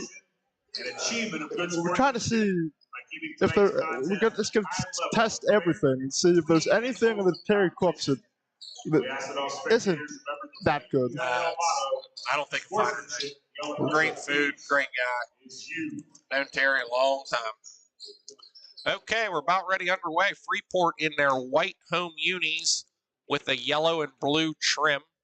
Believe me, excuse me, Mason, that is Vegas gold trim. I'm back in my Freeport days. Valley, black and gold. Black uniforms, gold with the white trim. Parker Lucas to tip it up against Clay Kazaya. Valley wins the tip. Okay, this is Jaden Richter running the point. Freeport in a man-to-man, and that's going to be a turnover. So it just wasn't there. Little force. So ball to Freeport.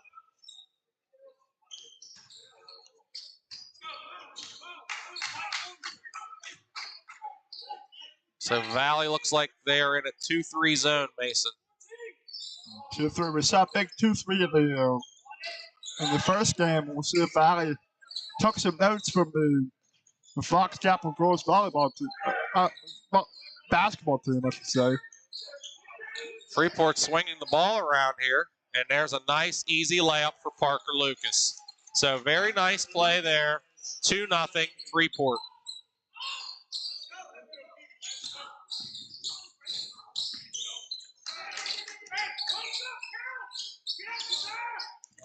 All right, so here comes Valley.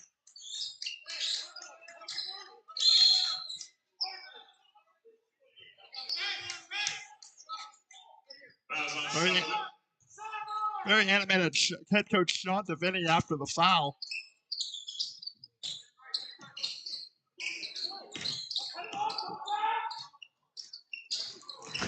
Another turnover. Here comes Freeport on the break.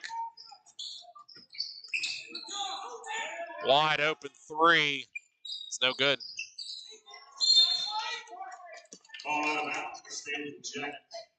So that was Ben Lane who had a wide open three. They're unable to knock it down, but Freeport is going to keep possession with a 2-0 lead.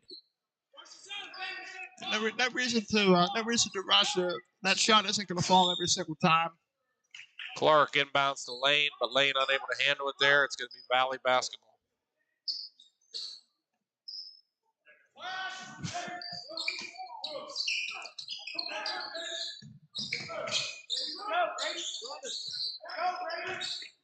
Oh, that's a carry. Wow, is that a carry? Yeah, there's the whistle. That was a huge carry up the court. 0. Wow. 10. Gavin Busta, 15. Brady Pickett, 25. Ryan Kioski. All check in for the Jackets. Not sure if you got all four substitutions there for Freeport. The only starter left on the floor is Zach Clark. Wholesale change, basically.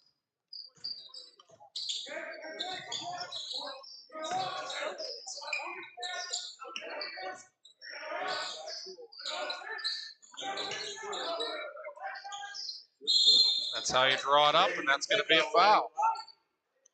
So Brady Paga is going to go to the line now. Fouls at number 13, Jaden Richter. His first team first. Pega is at the line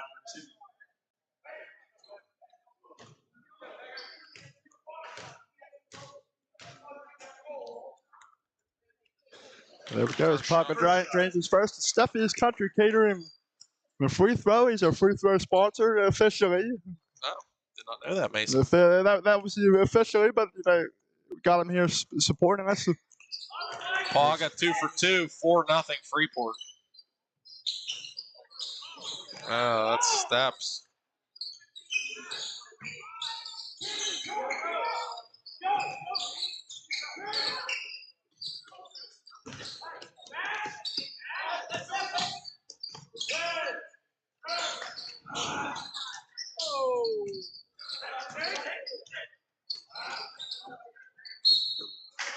Ball thrown off of Paga's guy. It's not often you see the ball thrown from the foul line. The flag's that far out of bounds, but we're on a first and a whistle.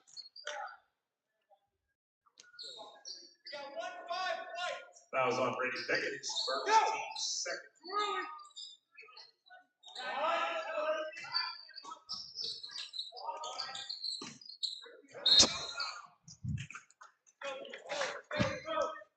That is over and back. Unable to keep his balance there for Valley. So 4-0 Freeport ball. Well, second game of the season, nothing's a finished product yet at this point.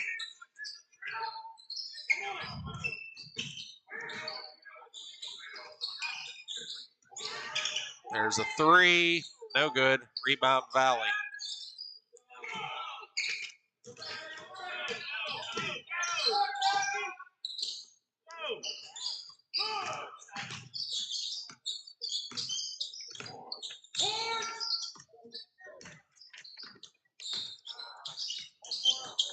Not a lot of good opportunities here for Valley. Freeport fast break.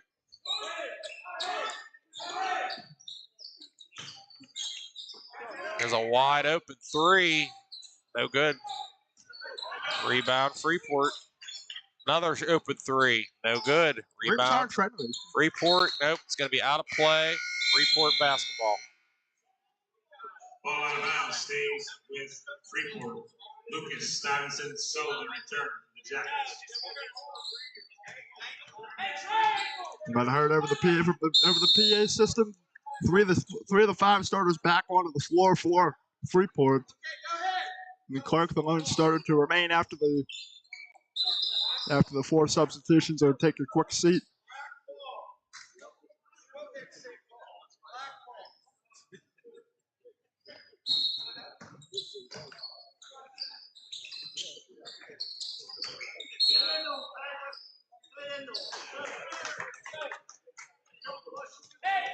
This break up by Glustic in his hand. It's slapping it out of bounds.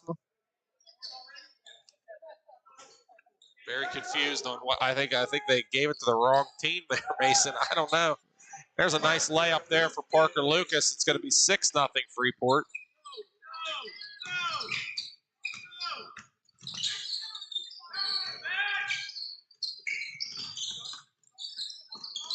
That's over and back.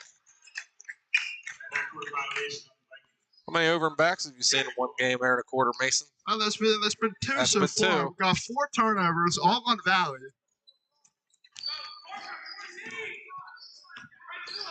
You know, over and back is not a call that you see very often. We've just seen 2 here in a matter of 2 minutes.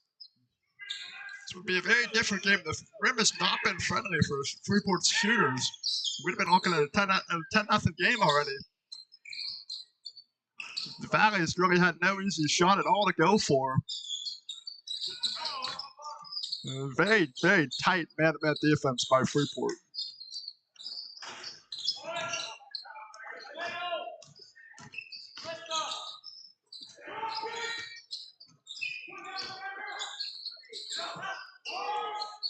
There's a 3. Brady Sullivan's going to make it 9-0 Freeport.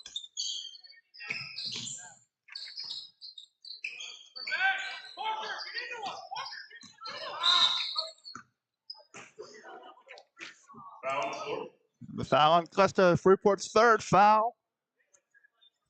It's one of the few things Freeport has been struggling with is the fouls, even though they're not really in trouble at all, with only 3 of them. It's too tight on the defense.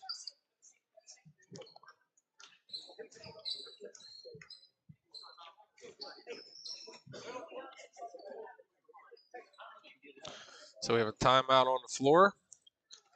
At halftime, we will have the drawing of our fundraiser raffle.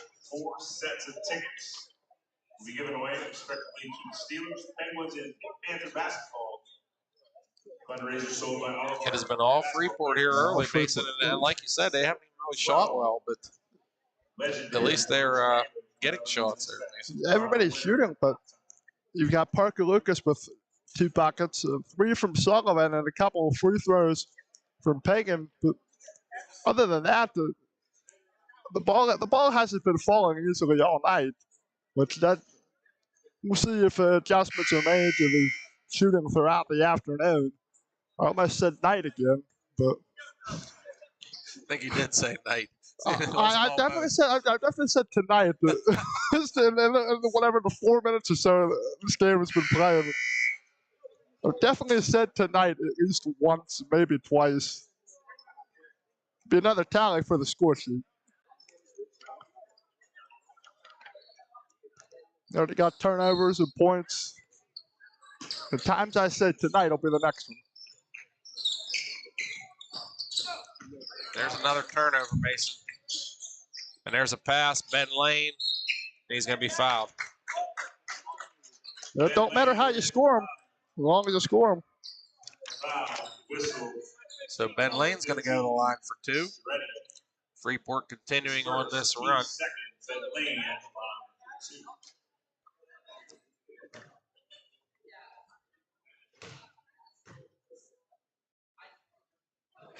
He's going to make the first, so that is going to make it a 10-0 run. I might want to update my scoreboard here, Mason. I'm sleeping, apparently. It's 10-0. It seems like the gym is very asleep. He's going to make the second as well, so that's going to make it 11-0 Freeport. It's hard to compare this gym from the volleyball state title run to the second game of the season.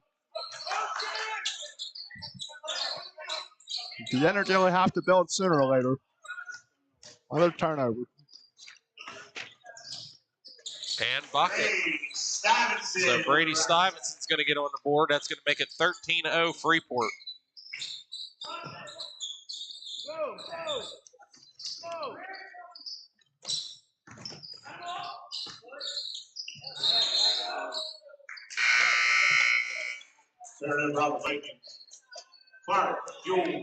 That'll make it 7 turnovers. Number 4, Jay Shaw, Hopkins, checks in for the Vikings. The Valley will put some new guys in, give some guys a rest to see if they can provide the spark. 5 minutes into a 13-0 run by Freeport.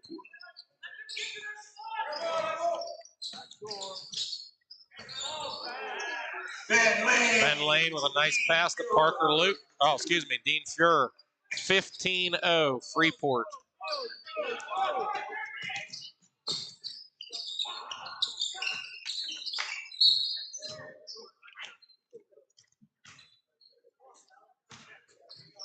We'll have to see here. Second opportunity for Valley.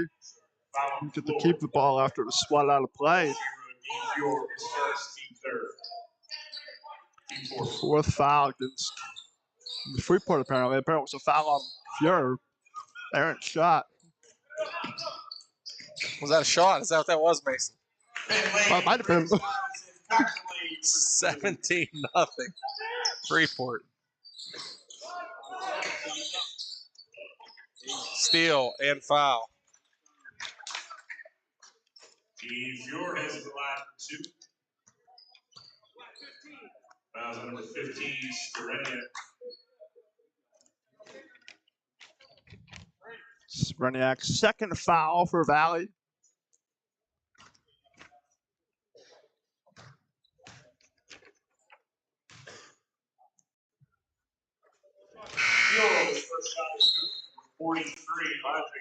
Freeport knocking down their free throws, so that's nice to see if you're a Yellow Jacket fan. They're yet to miss one. 5 for 5. Mason, that's commentator's jinx. I can't believe you just did that.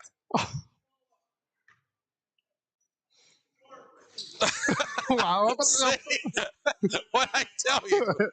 But they do get the rebound and bucket, so I guess we'll forgive you. 20-0. It's a 20-0 run, Mason. That's always commentator's jinx. Well, you know better than to do that. Oh, yeah. Go fix up. That's the point that's changing everything. And there's another turnover. It's going to be a jump, and it's going to be Freeport basketball. So minute 40 to play here in the first quarter. If it was Lane that scored that bucket after the rebound? Yes. Yeah. I guess you could look up at the scoreboard and see who it says.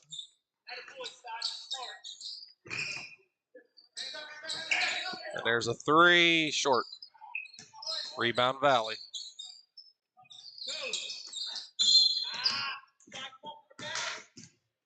Freeport whistle for a foul. Transition. Number 2, Ben Lane, that's his first.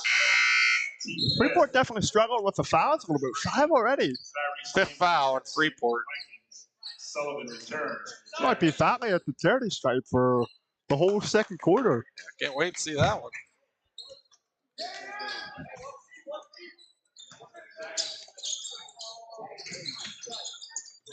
Freeport in man-to-man full court press. Here comes Valley breaking the press, but we have a travel.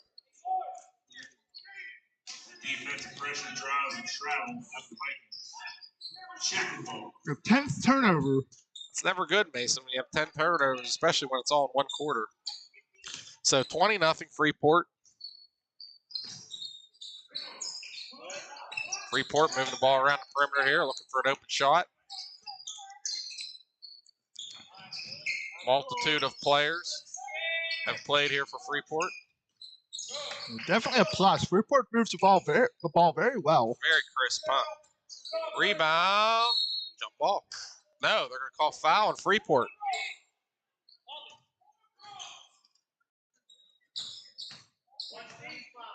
So that's their 6th, Mason. So you're right. Valley's going to be shooting not only the rest of this quarter for 54 seconds, but the whole second quarter. Unless it's like an offensive foul committed by Freeport. It's going to be 10. And there it is. Defensive pressure when the Jackets draws another turnover. This is about a 10-second violation. How many turnovers you got there? We're at 11. The PA announcer said another. It's a story. The defense has been that tight. Freeport looking to pitch a shutout here in the first quarter, Mason. 35 seconds to do it. Almost a turnover for Valley.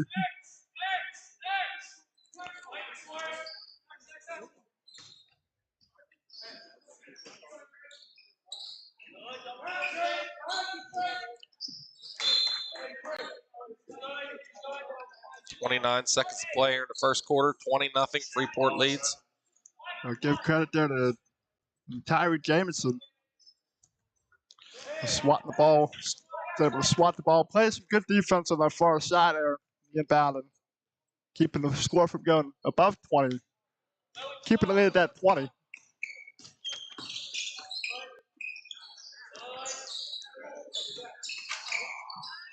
Too strong.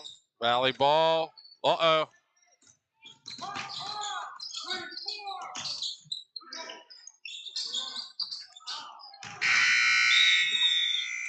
And that brings us to the end of first quarter here at the Hive, the Yellow Jackets nest. It is Freeport 20, Valley 0.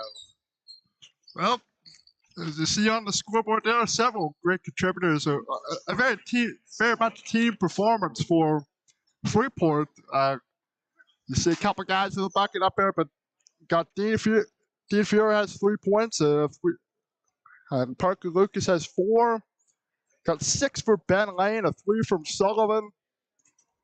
But the Yellow Jackets definitely in foul trouble. They'll have to ease back on the defense a little bit here in quarter number 2. Keep the Vikings off the charity stripe anytime there's a foul in quarter number 2. If the Vikings can shoot free throws, then we'll see what they can do there. It might be an opportunity to make up for a very unfortunate first quarter. 11 turnovers. Yeah, if you're Valley, I mean, you got to stop turning the ball over. Got to put together some semblance of team play there, Mason. If you're Freeport, keep rotating your guys. Work on some things that you need to work on for the season. Share the ball, pass it, cut. And they're all playing. I mean, Freeport's playing a lot of kids. Oh, nice spin move there.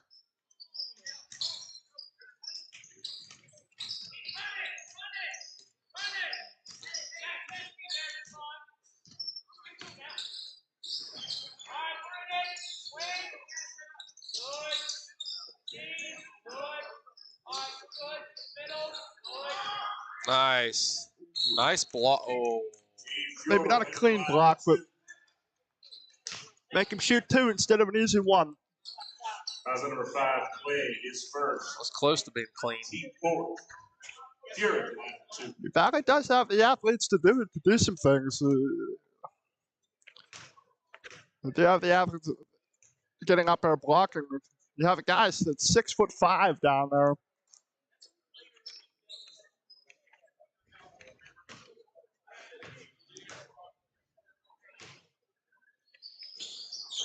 Oh for 2, rebound Valley, still 20-0. Valley on a fast break.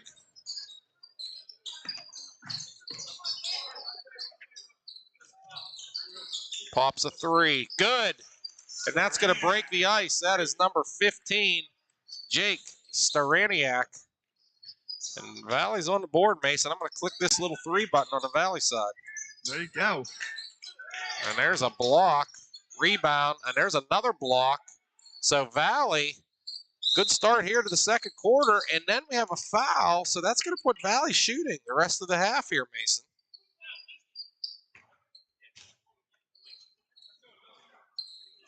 Fouls at number 25, Ryan Kioski, his second. Team 7, foul shooting the rest of the way. An opportunity for a little 5-0 run here. We'll see what we can see here at the charity stripe. See how Valley shoots free throws, Mason. They got a good chance to put up a bunch of points here in the second quarter. They've got 20 nothing deficit. And they cut it down. There we go. There's one. Shots good for play. There's several guys down there shooting the free throws and warm-ups. Never a bad thing to work on here.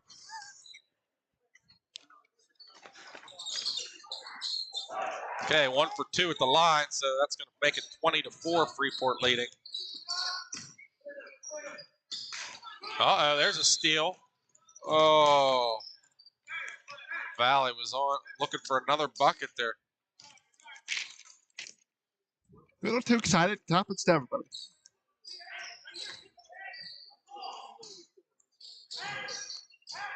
Oh, that was a big travel miss there, Mason.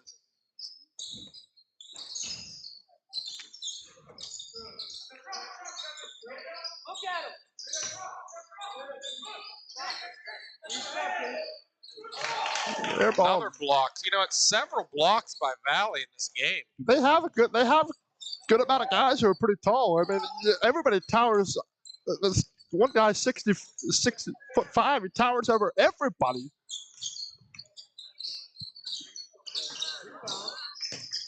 They can't really shoot it inside because of him. I'd like to see some looks to him down low.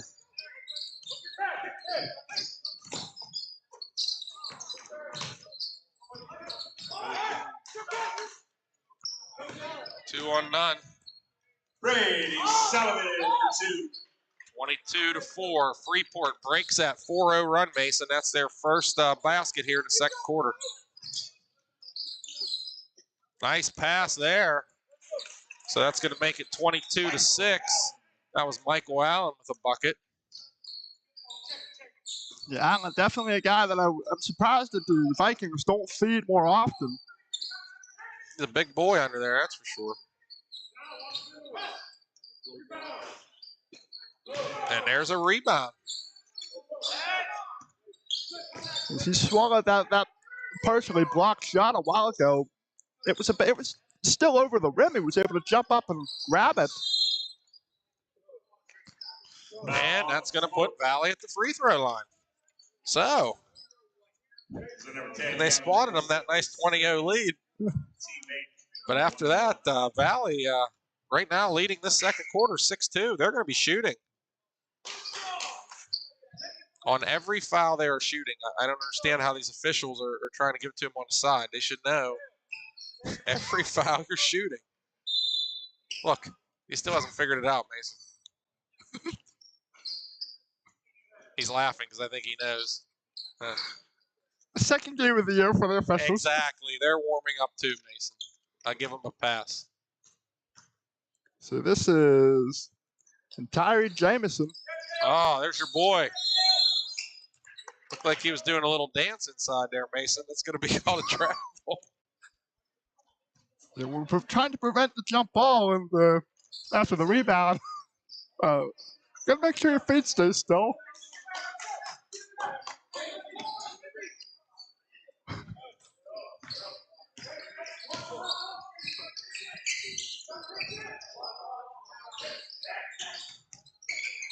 Ben Lane unable to get it. They're going to call foul though.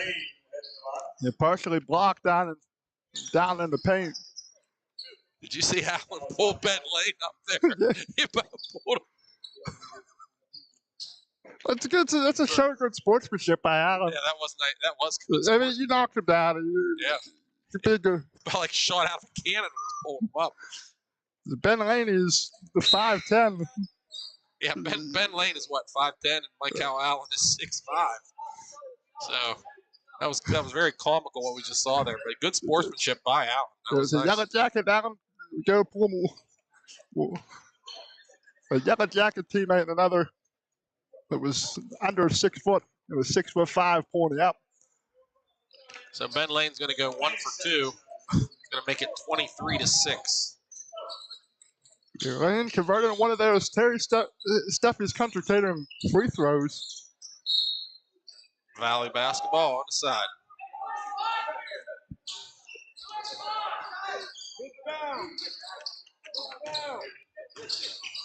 Someone's got to break deep here. Easy. Thank you very much, says Ben Lane. 25-6.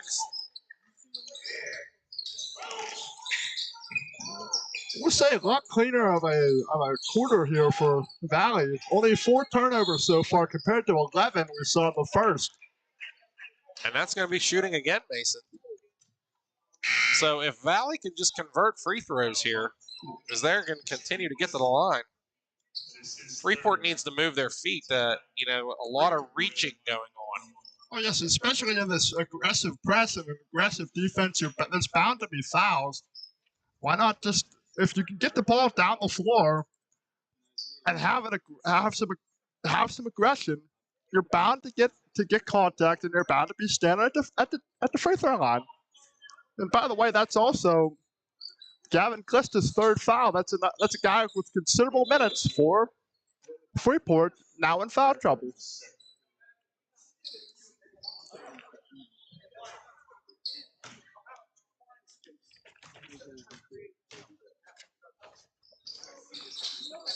Richter, 2 for 2. Richter making the second, 2 for 2. They're 25-8.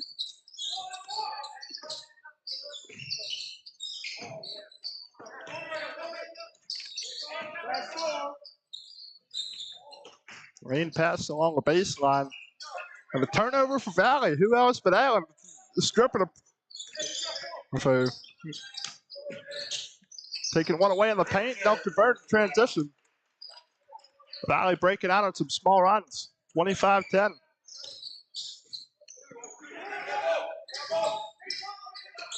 Top of the key, a big attack there for Richter. The ball loose on the floor. He's finally able to get it. This second quarter, Mason, but travel. Valley is up 10-5 here in the second quarter, and they're going to continue to shoot free throws. So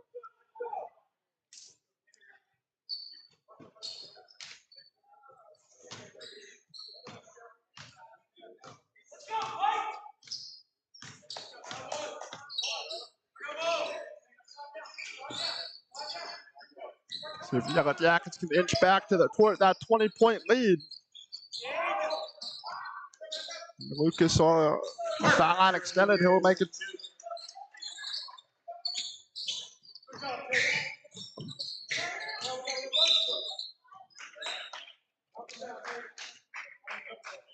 Richter will head to the line as that double bonus. So 2 free throws. Foul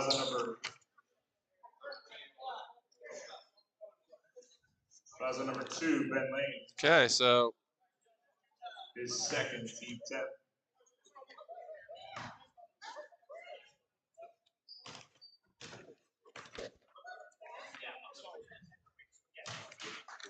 Foul number 3. Parker Lucas. So nice free throw there for Valley. So Valley having a heck of a second quarter here, Mason. Oh yeah.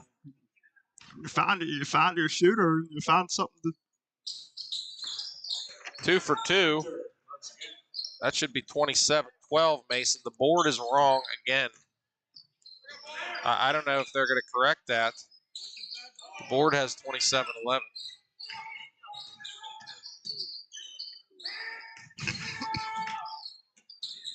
Nice shovel pass to Lane.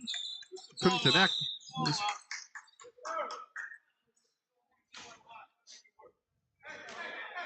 The opportunity for Allen there. Get the rebound. Not letting Freeport reach in there and try to cause a tie up the ball. Freeport timeout. He's 6'5". He's just going to spin around, shake a couple guys off. You're bound to get a whistle and a foul. Just let the man have the ball. Mason, I got a college football update for you. So last night USC lost. Today Kansas State lost. Or excuse me, today TCU lost. Those were two teams that were going to be in the Final Four. So now, I don't know what they're going to do. This is bringing controversy in. Well, every week you got to shake the whole thing up. That's right. Pull them out of a hat, Mason. That's what I say. Doesn't even matter. You got Georgia who's number 1, and you got Michigan who's number 2. After that, it doesn't matter. So that's kind of crazy. Good thing, there's a lot of teams. There's always a lot of teams that make a good case, and then you got your other teams that you're so used to seeing. They're there every year. It seems like. So Mason, I watched that kid make 2 free throws, and they know they only have 11, but I have it at 12. So I guess I'm going to take a free throw away from them and put them at 11 until they correct it. Well, we'll remember it. So he goes 1 for 2. I mean, I'll just keep it at 12, but we'll see what happens. They fix that later in the game.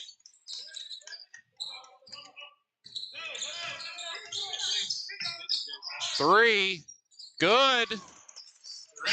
So now 27-15. Scraniak is that's a weapon. That's like a secret weapon. You shoot him on the corner, he's made 2 of those threes. 3 for Freeport, no good. Rebound,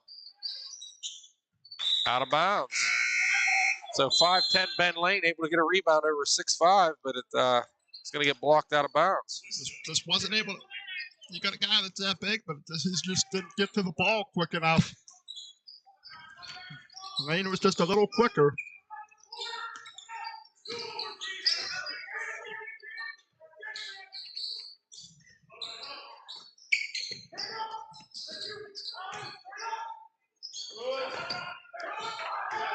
Good ball movement everywhere.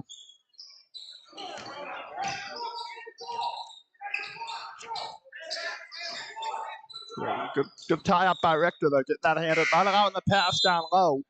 Ball out of bounds. To Pega. Pure checks back into Freeport. So Freeport keeping possession here, 27-15. They lead it in the second quarter. There's a travel. It's going to be Valley basketball.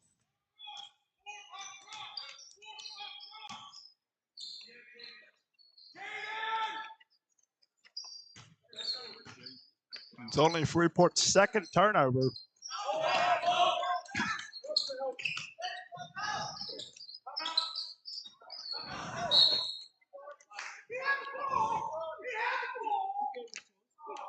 Gotta agree with the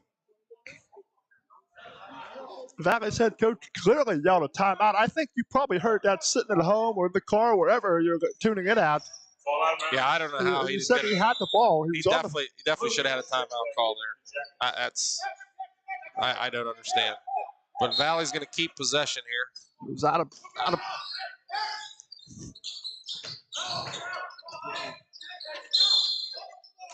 And Valley's going to go to the foul line again, Mason. So here's a perfect case of being in foul trouble. Every foul is a shooting foul. And it's also an opportunity to get somebody closer to fouling out. That's Dean Fuhrer's second foul. And it's a double bonus. So he's getting 2 shots every time now because that's the 10th foul. So if Valley can make free throws, they get themselves right back in this ball game.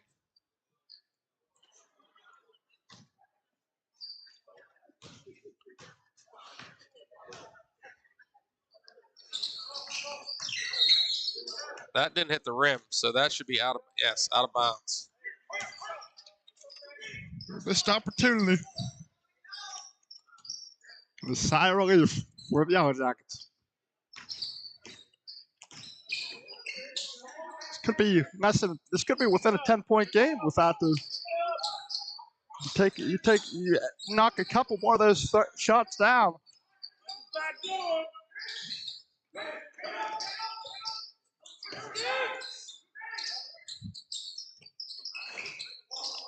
No good. Rebound. Ball out of bounds. Freeport. Freeport's going to keep possession.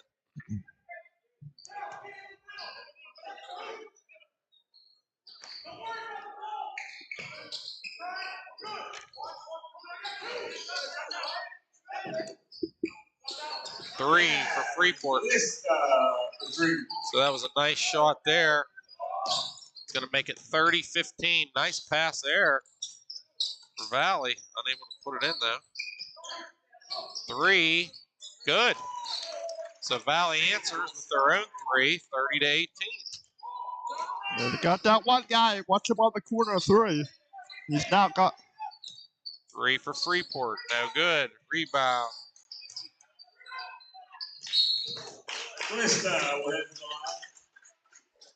well, that was actually Xavier Wilson has said. I mean, the scoreboard's been right all day, but 50, not 15. He's 6. What's the line for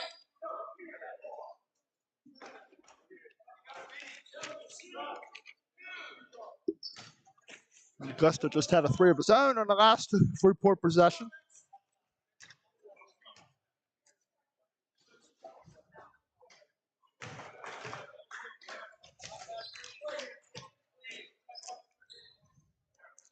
Misses the first. Going to get his second shot here. Yeah, the Steffi's Country Catering free throw attempt right here. It's good. I better say that. I better say it in front of everyone. Yeah, reverse commentators, jinx. I think every time I said it, right before, not after, not before any shots. Every time I said it before the shot, they made it. I think, no guarantee. Probably not.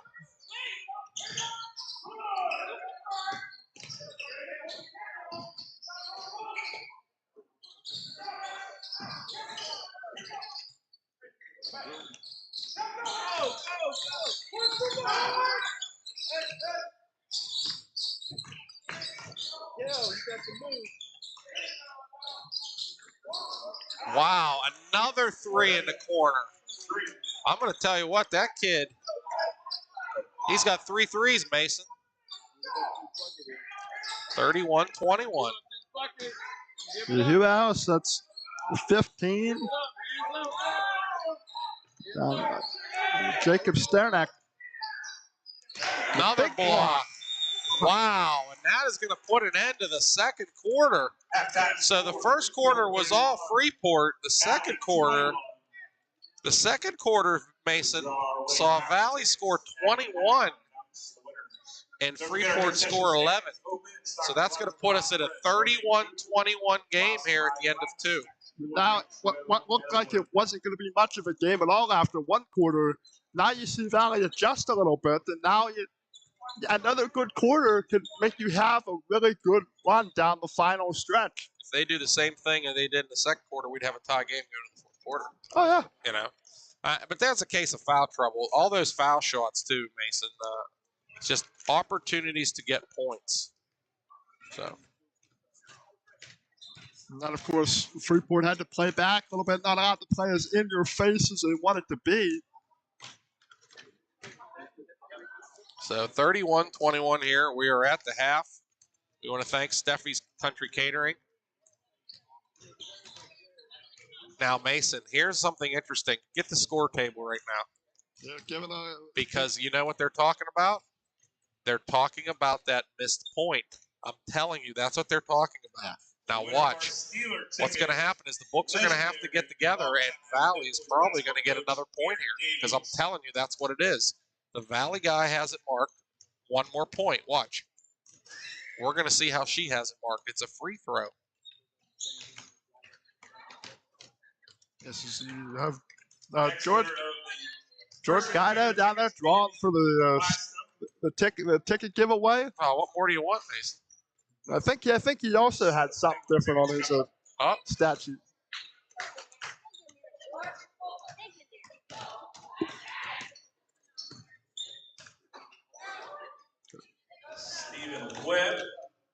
Stephen Webb. Tickets. And finally, Pitt Panther basketball tickets. Pitt with a nice win last night, too, Mason. Pitt beat NC State, a little ACC win. So that was a nice win for those Panthers. Terrell Kennedy wins the Pitt basketball tickets. Missed who won the first one. Yeah, I missed the first one. Boys basketball boosters for their annual ticket fundraiser raffle. So we'll have to see if anybody comes up to the scores table to claim their prize of 8 games in 2 days. Now they're asking George about that missed point. I told you. You watch. It's going to be 22. I didn't miss it. I know. I'm telling you. I wonder. We have the player up here on the computer. I wonder if we could go back on there. Let's see. Might have went back too far. You think? Instead of looking at the back of these guys, watch the scoreboard. We'll see we'll see when it comes from 31-21 to 31-22. All they got to do is ask me, Mason. I have. It should be 22. It's because we know what the discussion is all about. Number 13, Jaden Reichner, he has 4 points from free throws. He's shot 4, he's made 4.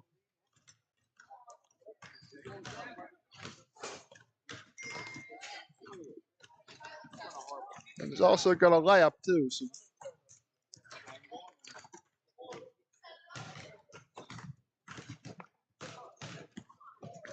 If I find this on here, it'd be amazing.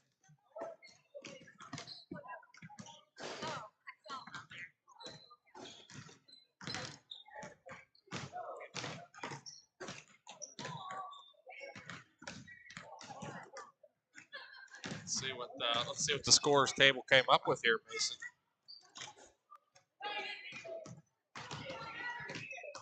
Always interesting. It's always something I think you said it earlier, by the time you get to mid-December, it'll be something. It'll be all smoothed out.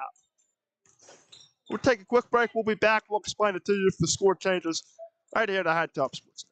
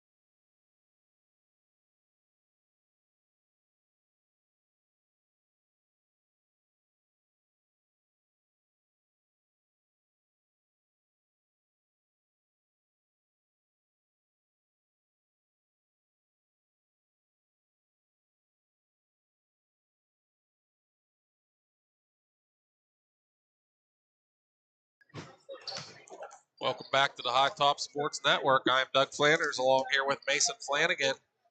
We are back in action here. We have 30 seconds to play coming out of the half. We're going to see what they come up with here at the scores table. I do believe Valley should have another point. It should be 31-22, but we'll see. Right now they have not switched it yet. Yeah, 31-21, 31-22, depending on who you ask.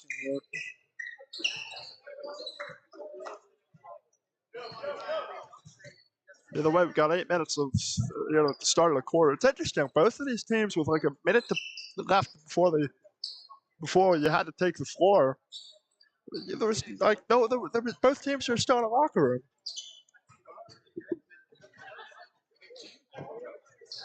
Talking to the scores table again.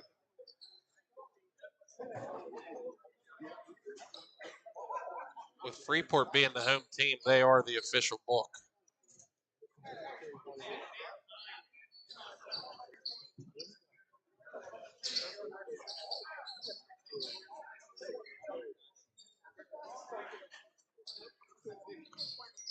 Yeah, so we know what was in question there. It was.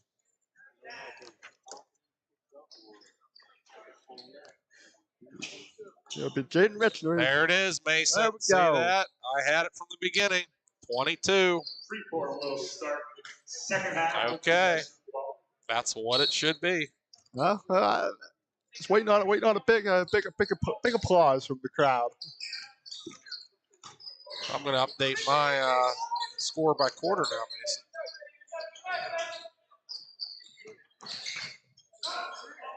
Three, so straight out of the locker room, Sullivan for three. Big shot there to get Freeport on the move here in the second half. Well, after being outscored 22-10 to 11, actually. Yeah. You gotta get that momentum back.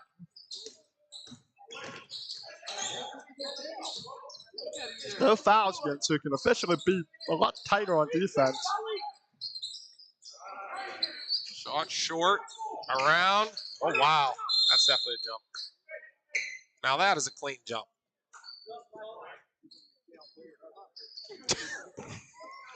Tell me you got that on camera. Mason, that was hilarious right there. If you saw the Valley coach, they're laughing. People are laughing at me up here up top. It was all the way out on the floor. They yelled out, go back there. Coaching balls. That was a little Michael Jackson electric slide, like a moonwalk there, Mason. He's been very animated all afternoon, not night. Oh. Wow. Just willing to know. Good basket there. It is now 34-24. This is the closest Valley's been here, Mason. We got a 10-point ball game. This is what we. Well, I guess now because of that never mind. The scoring change made it 9. On a technicality. Parker Lucas by the line. Important for Freeport not to get in foul trouble like they did there in the first half, because that really changed everything.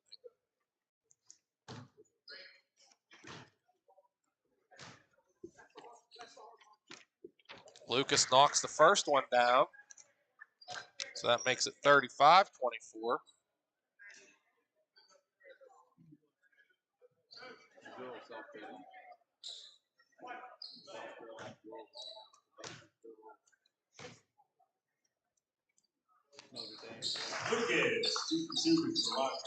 Two easy Steffy's Country Catering half free throws. You love that, Mason. 36-24.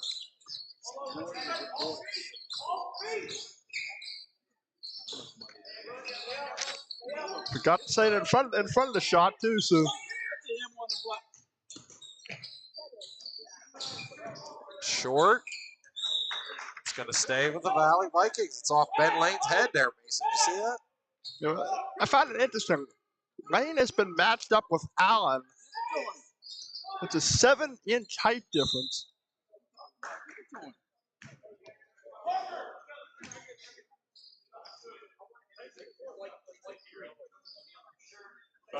Lucas is second. So 2 shots here. Allen. Saw him make one of these earlier. The second foul committed by Parker Lucas. Perfect.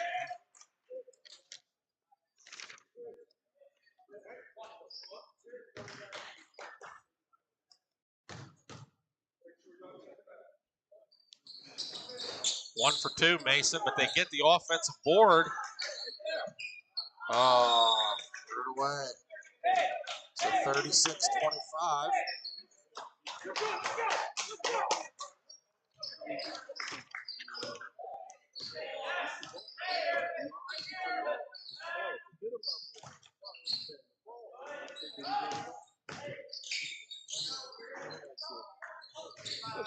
It's a free foul. Get down. Go.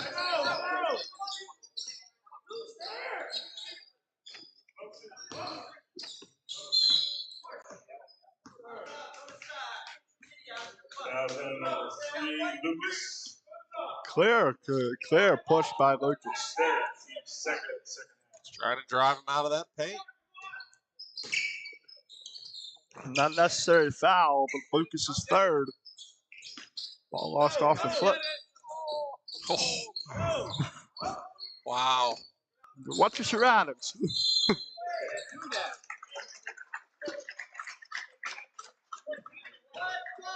That was on Flick. His second. Foul on Valley there, Mason. Yeah, said Flick. He'll take a quick breather.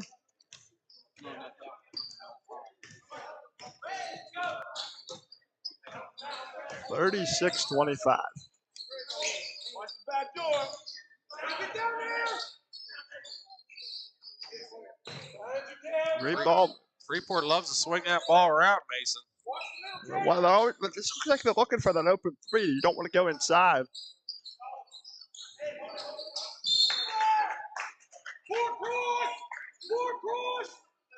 You don't really have that many options going inside. You got the guy that's 6'5" and a guy that looks like he's 6'3", 6'4".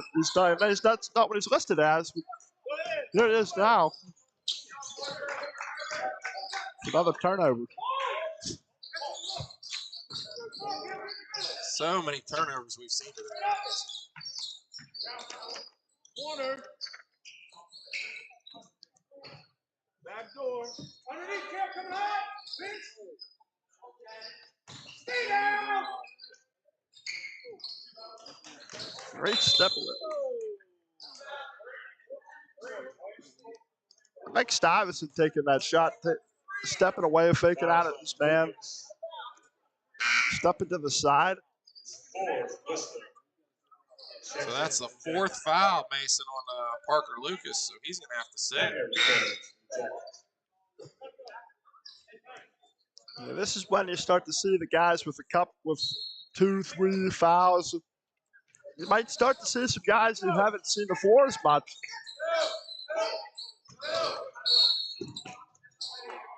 Wow, another foul. Fouls on Pegasus. It's Pegasus third. It's third, team 4. Coach Devaney might have to think about taking him out of there.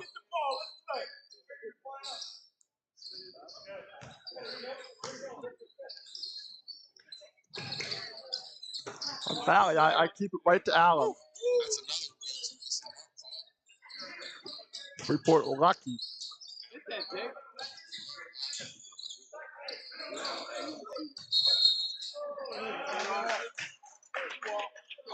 You have a big guy like that. Normally they're not the best at dribbling. So that travel, it doesn't surprise me to see a travel called against.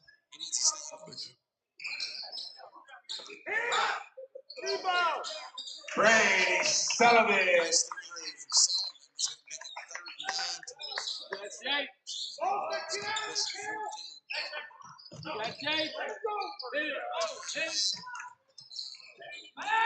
Probably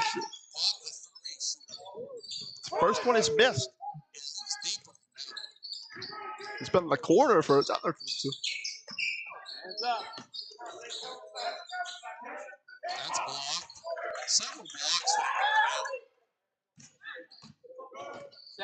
corner. Oh, and you got to pass it. Another turnover.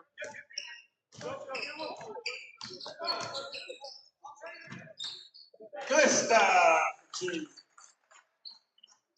Augusta now with 6 points. 41-27. Yeah. Freeport's game high is 20 when they pitched a shutout first quarter. 20-0.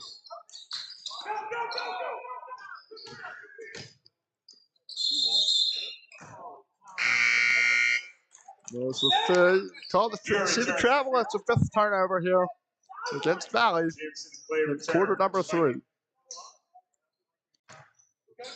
We're talking total on the day. Eliminate, you have the 11 in the first quarter. And you add 11 more onto that for the second and third so far. It's 22.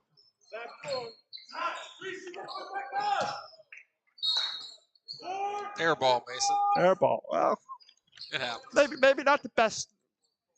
Maybe not the best shot to work with.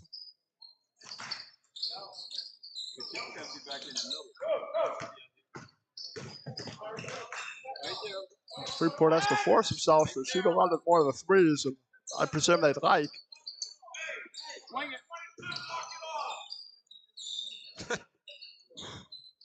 Was that a fan? Yelled at? With such a small crowd, you hear a lot more of the fans. Wow, Valley all over the glass here. Freeport's 5th foul. A lot of it's on Reichter at number 13. Fouls on Clark. He's been a guy that's been all over the place for the Vikings. Richter is the line for 2.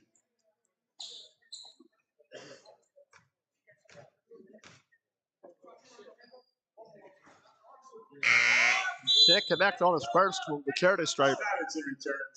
On a new site, like they're missing a free throw.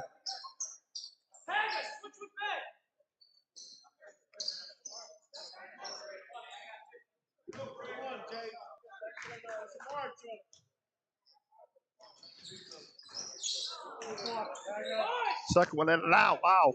Drop the ball.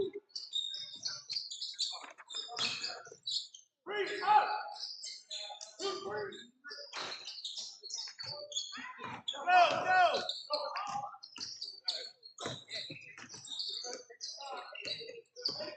Ooh. Coach, you've been unhappy with that one. A lot of reaching, Mason. A lot of reaching, a lot of fouls. The 6th foul committed by Freeport. Zach Clark second.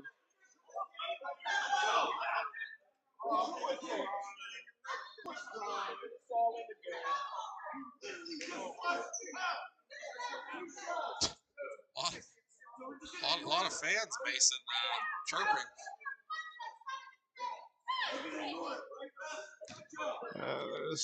Some on both sides. Well, there's 150 people tops in the here at Freeport Area Middle School. You can hear just about everybody.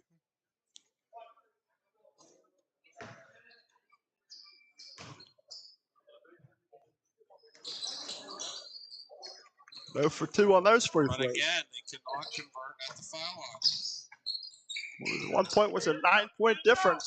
Eased its way back into the double digits. Freeport trying to get 4 points away from making it 20 again. Continue moving the ball well out deep, looking for the 3. Fake one there. There's a travel. Saw that one on TV. If he shot that, the block would have been monstrous. Swatted that thing like he was a member of a volleyball team. Travel on Brady Stuyvesant. 41-25. Any update on the Armstrong game? I see. 13-11. Armstrong girls leading Kiski area right now. Close game, just started. That, of course, the Armstrong tip-off tournament. Just getting underway. A later start to that, surprisingly. Yep. Uh, So this game, which we thought was going to be after the first quarter, Freeport was going to run away, Mason. It hasn't happened. So this is a 16-point ball game right now.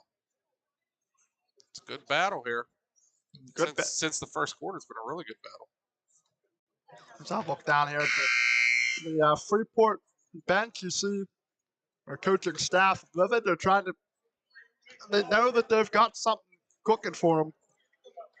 The right time, if they could get hot right about now, we could have a battle in the end of this game. Get hot like they did early on. Right after the halftime. What?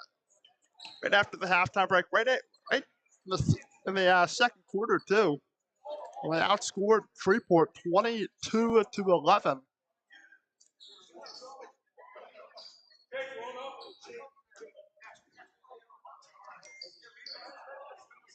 And now the Yellow Jackets back in foul trouble again. 6 fouls. They don't get to be on offense, though. And Clark up to the top. Pago hand off. No easy three for Freeport.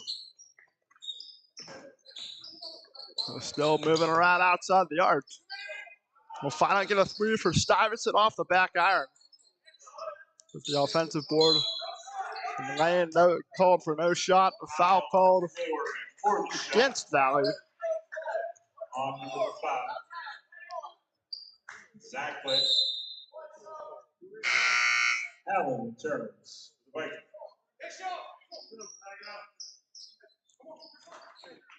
Okay, minute to 3 left to play here. But off the arm of Allen. Not there, Mason. Not Steal there. for Valley. Oh, step back. Step back off the corner doesn't work. The Vikings, I swear, I think it's something with the rim on that side of the floor.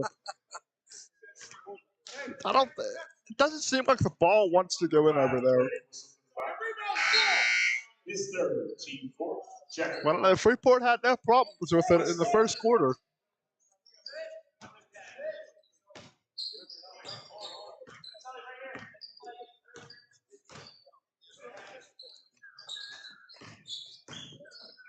Clark fakes and kick it out. No easy lane for Freeport, cutting in toward the basket. Nice look there by Brady Sullivan, 44-25.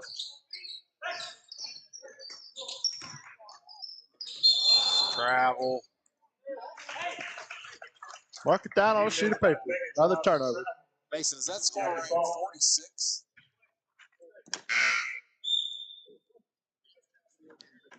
But they needed 4 to be up by 20. But there might have been a. Again, I question the score. I'll give it to them, but again, I apparently missed something or something's wrong.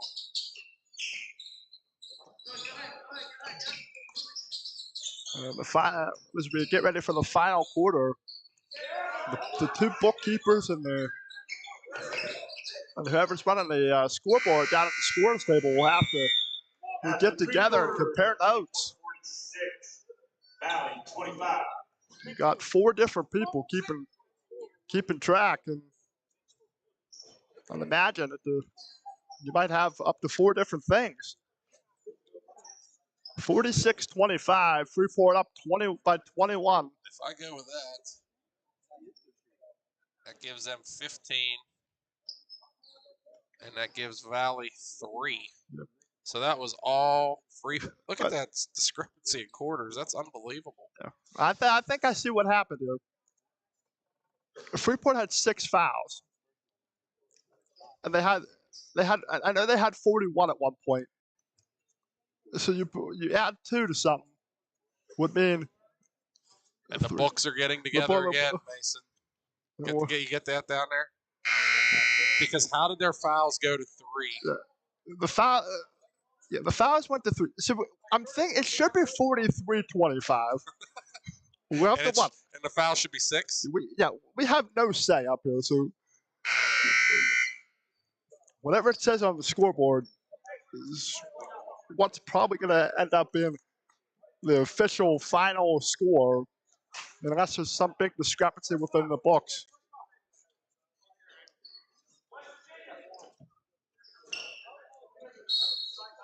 Doesn't look like we're changing anything. I don't know, Mason. So I just don't know on this one. we'll have to see the next time Freeport fouls. I mean, I'm pretty good with numbers, you know. I'm a numbers guy. Yeah. Seen some crazy stuff. Now we'll see what happens here. Freeport can knock another one down. Clark and Delane trade it off. Delane 3. The first one he's had from outside the arc.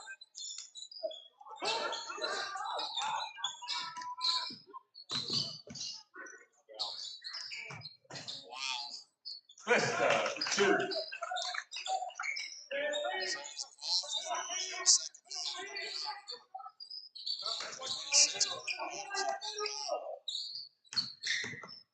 If we put an asterisk beside it. Timeout, Valley. Timeout. It'd be different if it was a 1 or 2 point game, or maybe between, if it was like, I'd say less than a 10-point difference. And really, if I were the bookkeeper for Valley, I'd have been over there arguing a little more between quarters. It's just, I'm looking at this line score, and it's just disbelief. Valley had 0 in the first quarter. Yeah, then they had 22, and then they had 3. Huh. That's just unbelievable. That's crazy. Well, they're playing 2 quarters basketball potentially. Yeah. I think the difference had to be that Freeport had so many fouls early on that they just kind of backed off and they got caught. I guess. I mean, we'll have to see if that holds up at all. I know they had way more than 3 fouls in the third quarter. Oh, for sure. As I said, we'll wait and see. Whatever. Sooner or later, there's probably going to be a Freeport foul. We know for a fact that that's it. We know for a fact that that's at 6. Yes. I mean, we'll rewind the tape.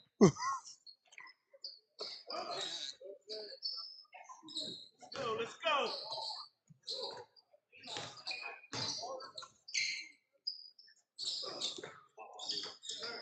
So nice cut inside. There it is. There's the foul. Wilson gets the bucket. And the whistle. So nice cut inside. Fouls on Pega, his 4. Xavier Wilson. Piaski returns to the Jackets.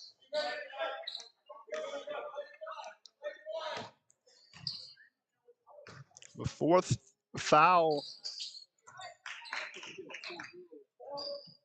The 4th foul on Pago.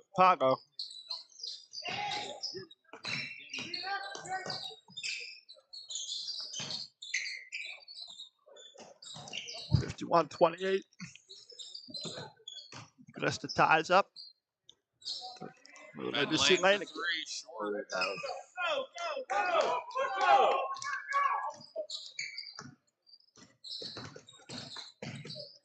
That was like a football play there. Brady Richter draws the whistle. What? Sometimes you gotta resort to the football playbook. Second team set. Richter is at the line for 2. So foul on Ben Lane, his 2nd.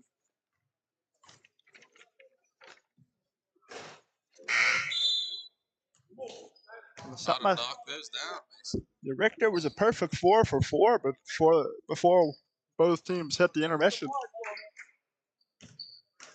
We'll see if it can heat up again. There we go, one of them. 51-29, Freeport leading, 6:24 to play. Hands up.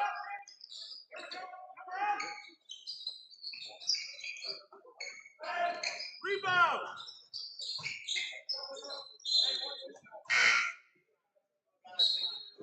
Parker Lucas returns for the Jackets. You got to watch here with Lucas back on the floor. He has 4 fouls, and so does Pega. Yeah, both the big guys. Doesn't matter if you steal the ball up in the press. Ray Sullivan. It doesn't matter a bit. 53-29. Passes.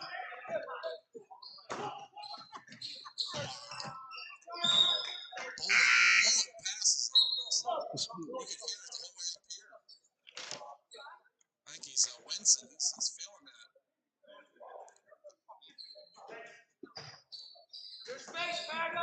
Launched out of a cannon.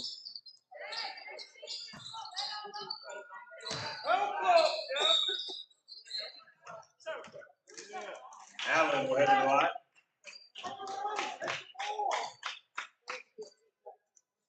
Pega.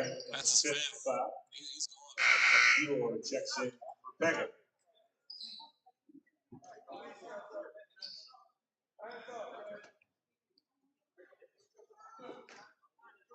Coach Davini off camera is having a discussion with the official. He doesn't agree on the foul call.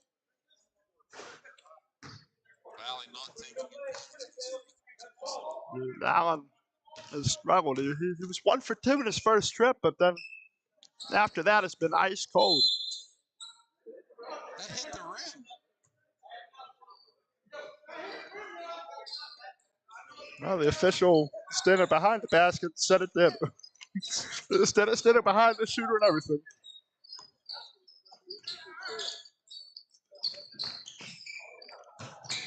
Down low.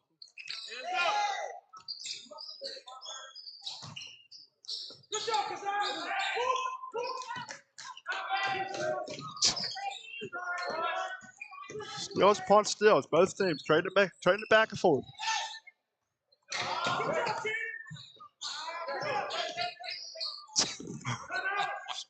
It's like a wrestling match. Well, finally got the timeout called. This Richter fell on top of it. If not, it was bound to be, you'd guess, a turnover. Could be a travel. He was crawling over the floor trying to get the ball. Time out.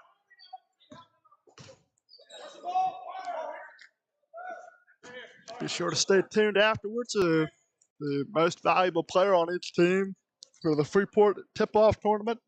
We'll see each player get a trophy. Yeah, this should be interesting.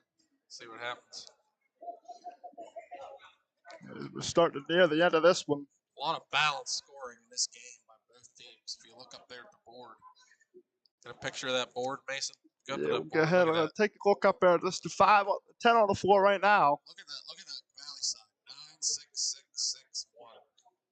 Freeport 8-2-8-3. Pretty balanced. You know what I mean? And they've got guys off the floor right now as Freeport's got a deeper bench to go to. You've got guys like Parker Lucas out there. Sullivan has had himself a day. Ben Lane, who's done out there, he's doing pretty good. Gavin Glista, another name.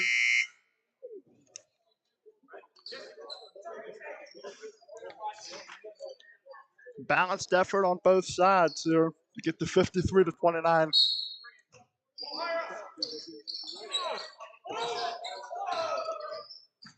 Five minutes to play.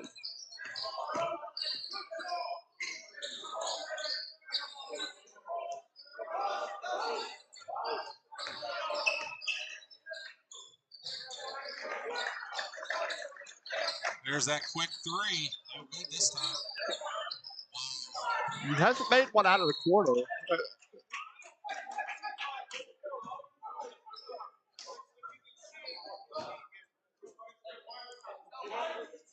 Jacob Stranik has made 3 of them, but they've been in the corner. But when it comes out on the wing, it hasn't been there.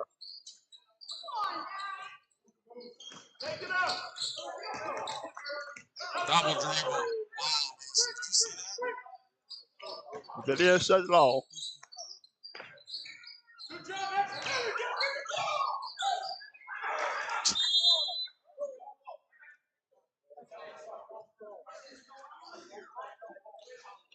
The officials are very close to losing control of this game, Mason. We really need to get things under control. So this is their second game of the season for both teams, fans and officials. Move it!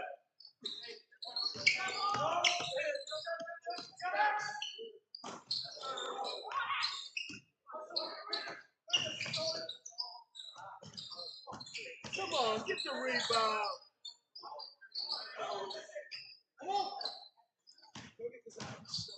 Stuyvesant, runner in though.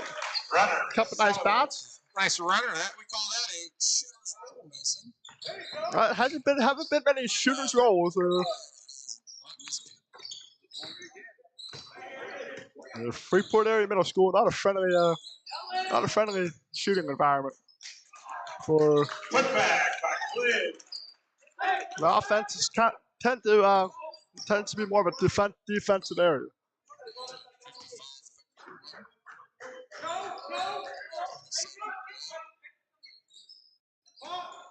Hey, we gotta come out, match up!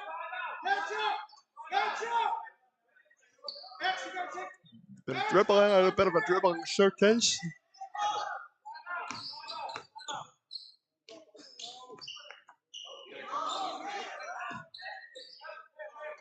At this point, Freeport just keep moving the ball around. If nobody on Valley wants to make a move, why?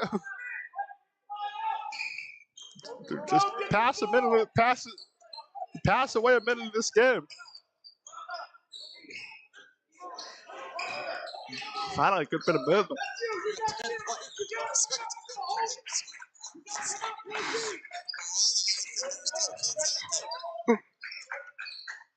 A couple statues. Get on the ball! Get the ball! You can hear the Valley fans yelling to guard the ball. I said take a minute off the clock, just passing the ball around. Pretty much what they've done already. Yet we continue. Take it! Oh, spoke too soon.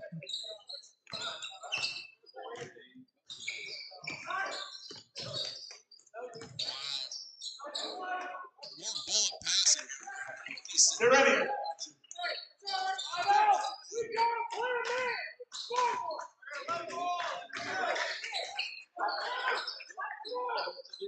The leading scorer of all people. 15 Storanic. The pass was about in his head, so that way you catch it then.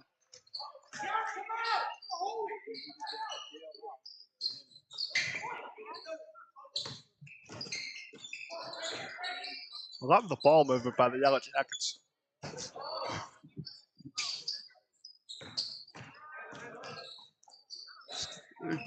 Cut into the hoop, kick it back out. Ever since I started talking, it's been 20 seconds off the clock. Mason, I don't think there's any need to even shoot the ball the rest of the game. Gonna start to hear the clapping, when the game starts to wind it down. We're down within a minute now. 55-33.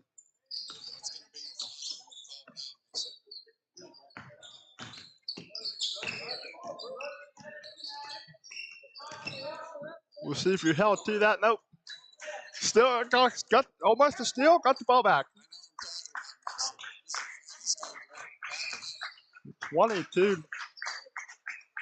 22-point game. The final 22 seconds.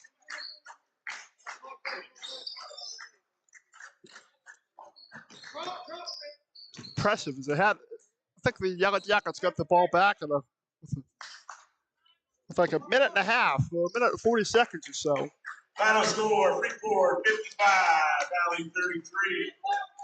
But a big hand for both teams for a well-played game and tournament. Good luck to the Valley Vikings. This travel. Heads off for it.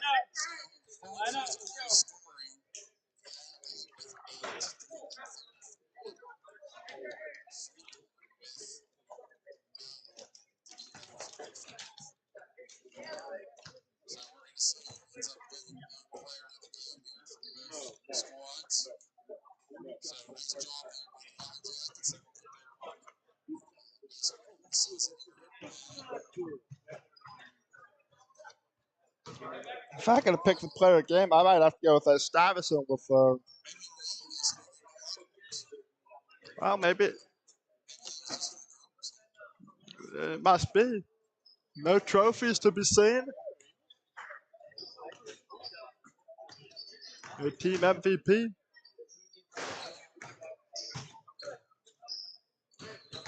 $55 to 33.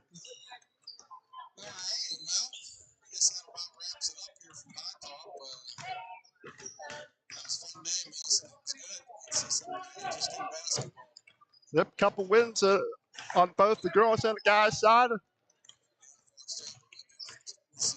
Oh, fuck.